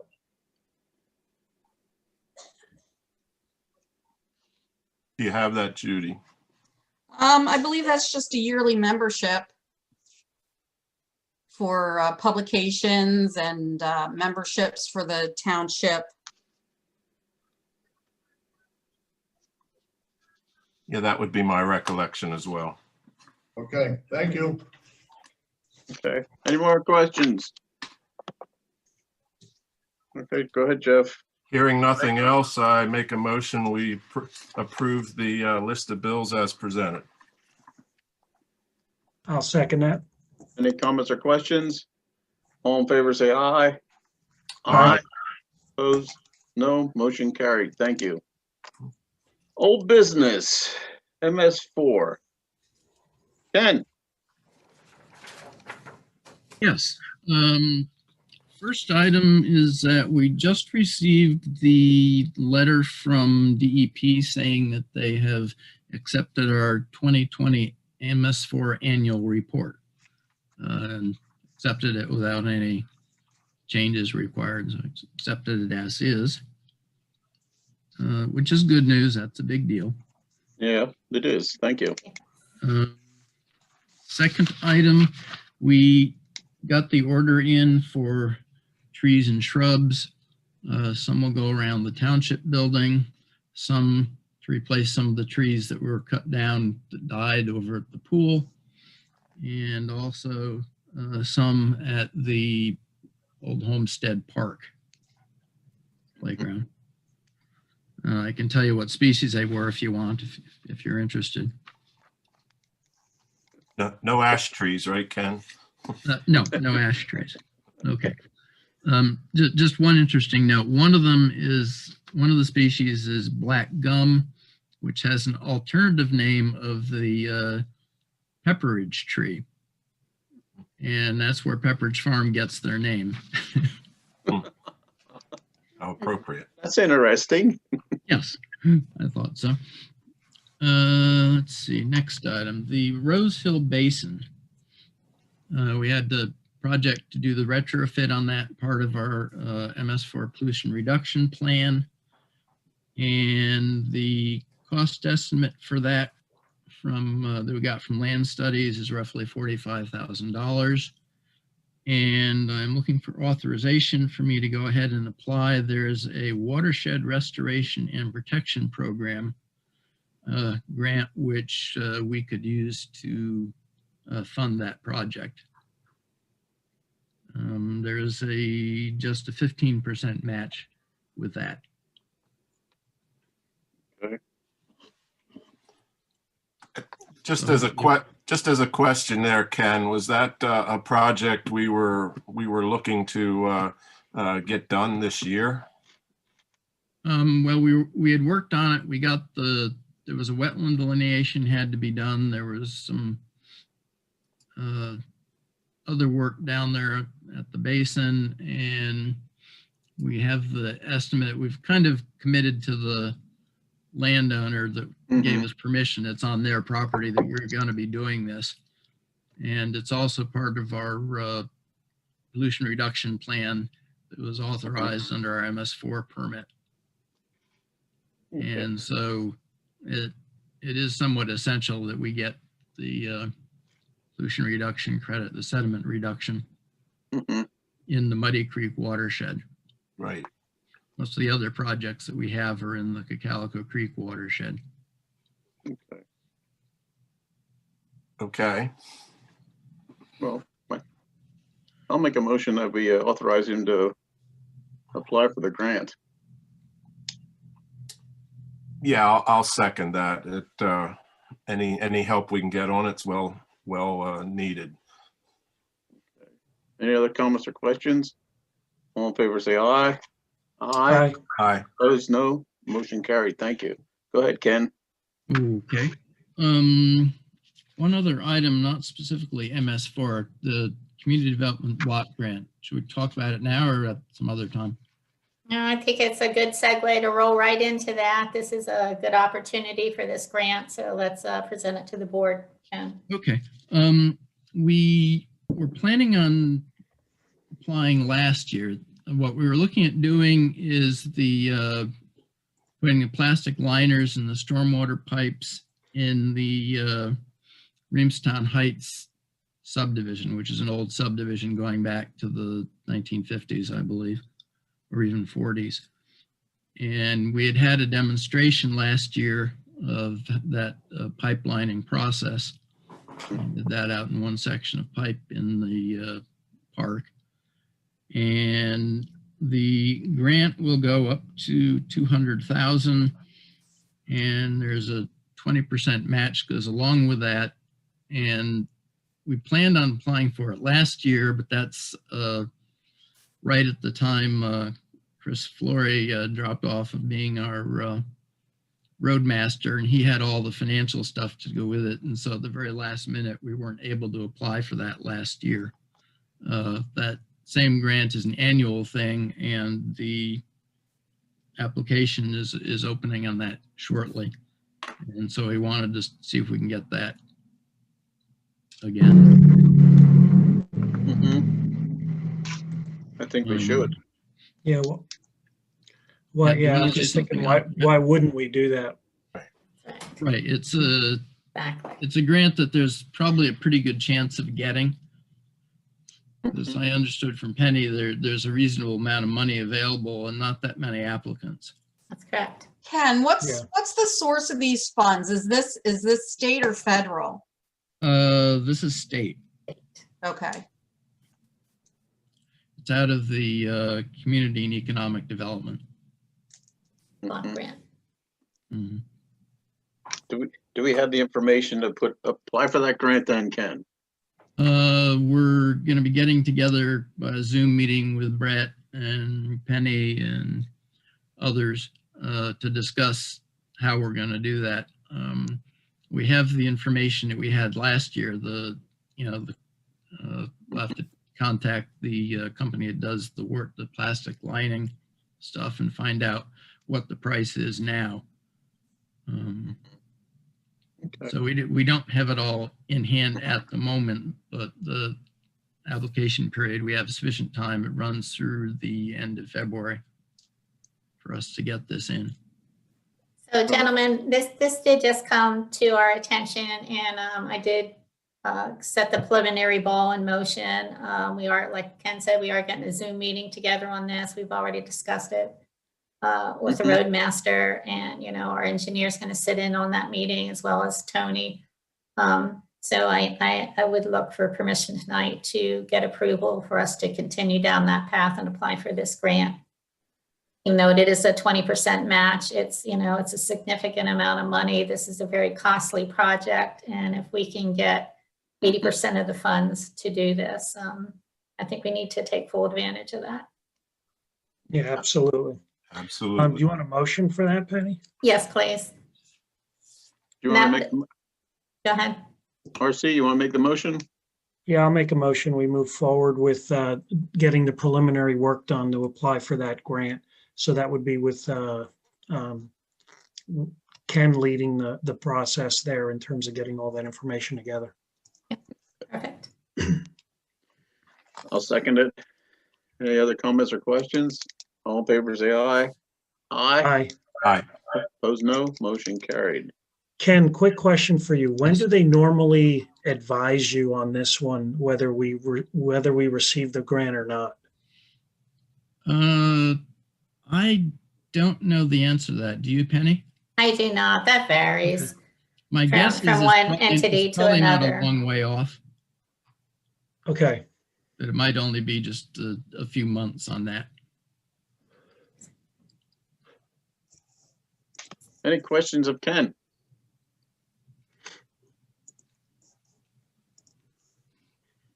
We'll table the effort of rec center to the next meeting. Okay, road survey. So you gentlemen, you know, we discussed about Ritu going out. I did get an email from Ritu. I requested some more follow-up on that. But their initial idea is for, Mike Nouse got back with me. He would like to present to the board. I told him to send me some costs. He said we would be analyzing 60 miles of road via the traditional field method would be very labor intensive. So therefore they are proposing to use digital analysis of the roadways. So there is a system out there now called Road Biotics, and it uses a digital analysis, and it's performed by driving all the roads. The data is processed and computed and ranked based upon an applicable standard. It then generates the roadway condition on a scale of 1 to 5 and produces a graphic representation of the rating. You do get pictures every 10 feet of the road. Those would be in our data banks for our roadmaster to examine. And then based upon those analysis and ratings, then Ritu can then develop an estimate, develop estimates to incorporate into a 5-year roadway budget based upon our current liquid fuels. So I've asked him, he did send me a web link. I'm going to forward that on to you gentlemen so you can view more about that process. And I did ask him to give me some comparison prices for that so we can move ahead with that. So that's my update on that. Okay. Yep. Instead of reinventing the wheel and spending additional money on this, what have you done with the surveys that were done in detail by the prior roadmaster? Have you come across them, Brent? Sorry, June. Yeah, my mouse froze up there for a minute. Yeah, I've come over some of the stuff that the previous roadmaster put together, and I have that for my record. Kind of been putting a plan together, and then speaking with Penny and the just moving forward with that. I'm just trying to get knowledge of where we were and what was done, and I'm getting all my records up to date. I have stuff in different binders, different tablets, just putting it all together to see what was done and when it was done in recent years to get a more updated analysis on where we're at and what needs done around the township. Then why are we having an engineering company doing this? If this was already done? Why are we spending additional funds on that? Right. Well, for me to get into that is kind of, I want to be spending the money on the most necessary needed areas to be getting done. As a roadmaster, I want the areas that need done to get done the most. and an engineer will be able to tell me a lot better than me visibly seeing something out on the roadway. I have knowledge in it, but they have unlimited resources to come up with the data that they come up with to back their reasoning on why this should be getting done, why this shouldn't be getting done. And that's the route that I think we're in the process of taking. But we already have it done, is my point. Yeah, but I have when this stuff was done, but I don't have reasoning why it was done. I have that it was oil and chipped in A, B, and C year, but I don't have why it was done or what was the plan on the next plan for that road. I have limited amount of access to what was done and why it was done and the plan for that project. I think the plan for the future went with the past manager. Because we have not found anything documented what the 5-year plan was, No, as far as I understand. that's correct. We have not. I meant the surveys that was done by the former roadmaster that you people no longer have working for you. And might I remind you that the amount of money that was spent on legal fees and the amount of money that was spent to cover the contract that was voided by you people getting rid of him was almost equivalent to the amount of money that you raised our taxes. Thank you for your comment. Okay, I have something under new business. I meant to bring this up months ago. North Reamstown Road, the intersection of Colonel Holland Boulevard. After True Hilton went in, that sign that used to be there that illuminated that intersection is gone. And at nighttime, that is dark as all get out. I'd like to have the township at PPML install a traffic light there before some accident happens and somebody gets hurt. Street light. Yes, street light. What'd I say? Stoplight? You said traffic light. I was like. Well, I meant the light for the traffic there. Yeah, street light. So what are the other two? What do you, Jeff and RC feel? Go ahead, RC. No, I was just, where is it again, Alan? Okay, North Reamstown Road. Right. The intersection right next to True Hilton. It comes out in Colonel Holland Boulevard. There's no lighting there. The lighting's up at the traffic light, but there's no light right there, and it's dark at nighttime. When you get off the turnpike and go up Colonel Holland Boulevard to make a left turn to go to Reamstown, the concrete there is not lighted at all. Was there one there before? No, I think the sign from what was at the red carpet was in the corner there, and I think it reflected down there to make a. Oh. Now the True Hilton, there's no sign there, so there's no light. They should probably drive at night. Why don't you two drive it at night and get back to Penny, see if you concur what I'm thinking. I use that intersection fairly often. And if I'm coming home from the township building at night, back when we were holding meetings in the building, it's very hard to see where to turn there. I agree. And you can't see where the road is until you're really on top of it. And so it would be very helpful to have that. I noticed that coming from Philly at nighttime in the dark, coming up Colonel Holland Boulevard to make a left turn in North Reamstown Road. You can't, you're right on top of it. I'll find time to get out there in the evening, take a look, Alan. Okay, good enough. Yeah. Okay. Yeah, I'll do the same, Alan. I'll take that action. Yeah, then we can discuss it next meeting. So Lisa, put this on the agenda for the next meeting, please. Okay. Manager's report. So gentlemen, as you know, I've been busy working on all the year-end stuff. There's a lot of reports to file in the month of January with both the state and federal governments. I've been diligently working on those. I'm happy to say the liquid fuels report has been filed and approved by both PennDOT and their financial advisors. So our liquid fuels monies for this year will be forthcoming. So Aside from that, we've had several meetings. We did meet with Jerry Ozog, and he did send a proposal. We talked some more, and he has updated that proposal. So I'll get that out to you gentlemen.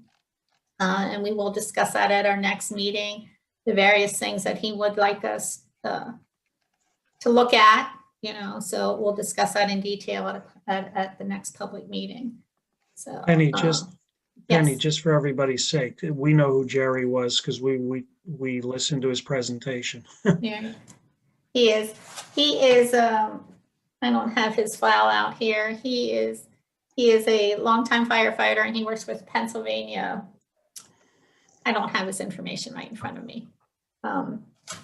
But he's well known. He works with several municipalities in bringing fire companies together, help to figure out costs, put in best practices for volunteers, just working together and utilizing, and everybody pulling together using funds and so on and so forth. So he put on some very good webinars at PSTATS. He's a presenter there. Very well respected in the state of Pennsylvania. So we did reach out to him for some additional help, with our fire companies and moving forward. So that's where we stand on that. And like I said, I will have that presentation or his proposal for you at our next meeting to discuss in detail. So I did meet, the traffic impact committee met. We went over the different things that we're going to do in our financials with them, and that Judy is going to put into place and get that all sorted out. The Park and Recreation Board met. I've been attending a lot of Zoom meetings now because everything is via Zoom. So I feel like I see myself more in Zoom meetings than I do in my own mirror. Had a lot of insurance meetings. We met with Smokestown and Reamstown. We've had a couple of development meetings, Black Horse and Village of East. We had a meeting with the school about fuel sharing for next year. We got figures together. I have to follow through on that and get the information back to her that the school needs so we can purchase through the co-op again. Today, I attended a webinar put out by Eckert Siemens on COVID vaccinations and do you make them mandatory, what employers need to know. That was very intensive. There is so many laws out there against this that you have to take into effect as far as how you treat COVID, bringing people back to work. You have all the ADA rights. You have Title VII, which is the Civil Rights Act that you need to take into consideration. You have religious beliefs that you must take into consideration. You have your National Labor Relations Act, which is for the private sector. You have to watch out for discrimination for pregnancy, workers' compensation, and OSHA as well. OSHA, above all else, you recognize the hazards of COVID, bringing people back in. You must, by state law, provide a safe work environment. You have to instill private and public policies. There's state laws.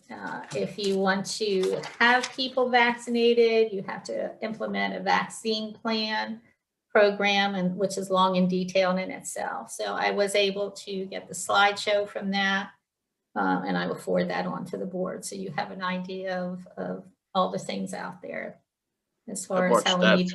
I watched that too. Did you? Very, very complicated. Very complicated, exactly. So that's where we stand with that. So it's been a very busy month, as I knew January would be. So I do have one other thing to discuss with you. The Economic Development Company of Lancaster has been working with the township on several things. They are there for our business owners. They help support our community and our business owners with economic development. They are currently working with us on the Benderson property, and they have several different buyers that are looking at that property now, and they are a liaison to us for that. They help our businesses with many of the state and local mandates that they have to follow and how they thread the needle through all that paperwork. So there's several municipalities that are memberships with them, being the Borough of Columbia, Denver, East Hempfield, East Lampeter, Elizabethtown. Their membership package is $500 a year for their annual fee. And I think it would behoove our township to sign up and become a member with them. Like I said, they do support our businesses greatly. And I think that would be a good thing for us to do. So, Alan, I know that you and I already discussed this and what your thoughts are on that. So maybe you want to share what you feel about them too with the board. I think they're instrumental in helping develop our businesses in the township, and I think the $500 is a minimum fee to show that we really appreciate what they do for us. Because I think they help with UGI also. They did. Yeah. Yeah, they did, Alan. That's right. Yeah. So. I know Tony has worked with them for quite a few different projects with John Miller. So and the lady, Well, what? Lisa Riggs. Lisa Riggs, yes. Lisa Riggs and John Miller were instrumental in helping with the UGI project, and they've conferred with us on some other possibilities here in the township over the last few years. Yeah. Yeah, this is one of those items that I don't consider this a cost. I mean, this is truly an investment that really has paid us back many fold. Good terminology, RC. This is definitely, it's a good investment. Absolutely. Yeah. So the motion would be authorize the township manager to seek out membership with the Economic Development Company in Lancaster County and approve the $500 membership fee. That's the motion. I'll make that motion. Yeah, I'll second that, Alan. Okay. Any comments or questions? All in favor, say aye. Aye. Aye. Opposed, no. Motion carried. Thank you. And that's all I had for you, gentlemen. Thank you. Any questions of Penny? Public comment? Any public comment?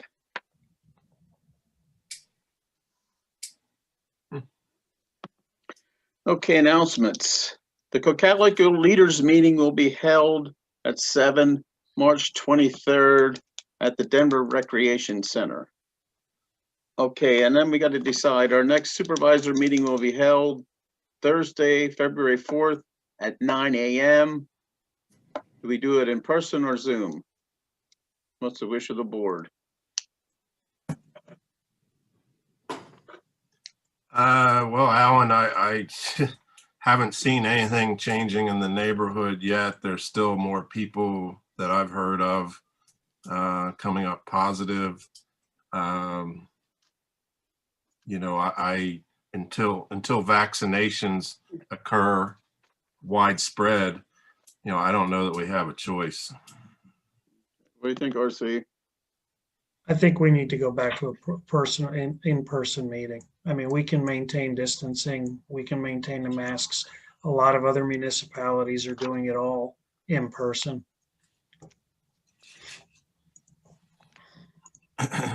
No, that leaves me in the middle. It does.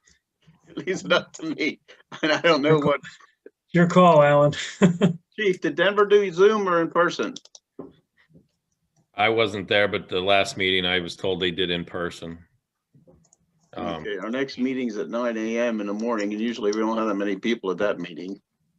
I would really like to promote people in person, but that's a minor thing, but.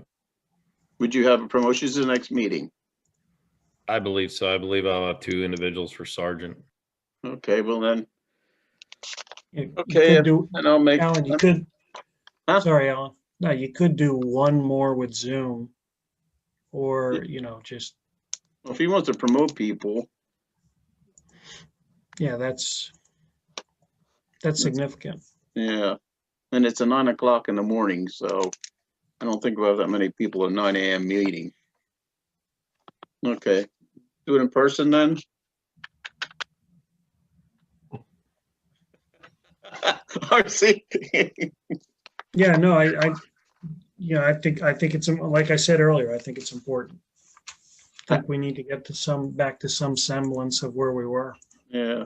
If you're doing it in person, it's safer the larger room that you're in. The smaller the quarters, the more concentrated the virus particles would be. So if you want to do in-person meetings, a larger venue than the chambers in the township building might be in order. Maybe see if the Reamstown Fire Hall is available, something like that. I don't know.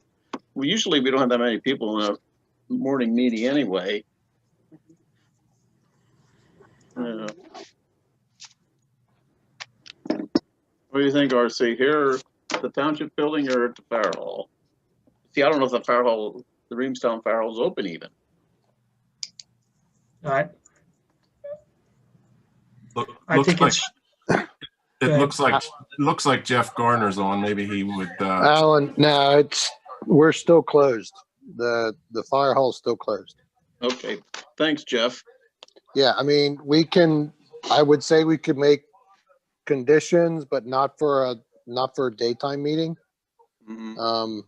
But I can bring it up at our monthly meeting which is Monday the 1st. Well, our next meeting is scheduled for a morning meeting, so.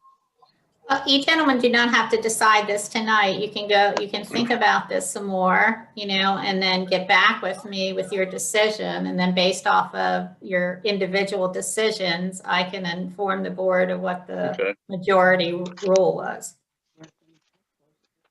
Okay, we can do that. Okay. Either Gary would like to comment, June would like to speak. Yes, go ahead. Going back to school in February? What? Are they going to be interviewing you in the township building on February 2nd? Why can't you have a meeting in a fire hall or in the township building? Why aren't you all going back yet? The water department's been there. The police are there. We'll take that under, we'll take it on. Well, the interview is only 9 people. Huh? When you interview, there's only 9 people there. Well, there may only be 9 people at your meeting. Well, you don't know. I don't know, though. That's a trouble. Public meeting, you get more than 9 people. The kids are going back to school February 1st. Yeah. Alan, it comes down to you deciding. Jeff doesn't want to do it. I want to do it. Well, then we're going to have a meeting there then, Fooey. It's your call. Huh? It's a simple decision. Yeah. I can decide by next Monday. I'll let Penny know, okay? See how things will go over the weekend, okay? Fair enough. Okay, fair enough? Yep. Fair enough. Okay. Motion to adjourn? I'll make that motion. I'll second it. Any comments or questions? All in favor, say aye. Aye. Aye. Aye. Opposed, no. Motion carried.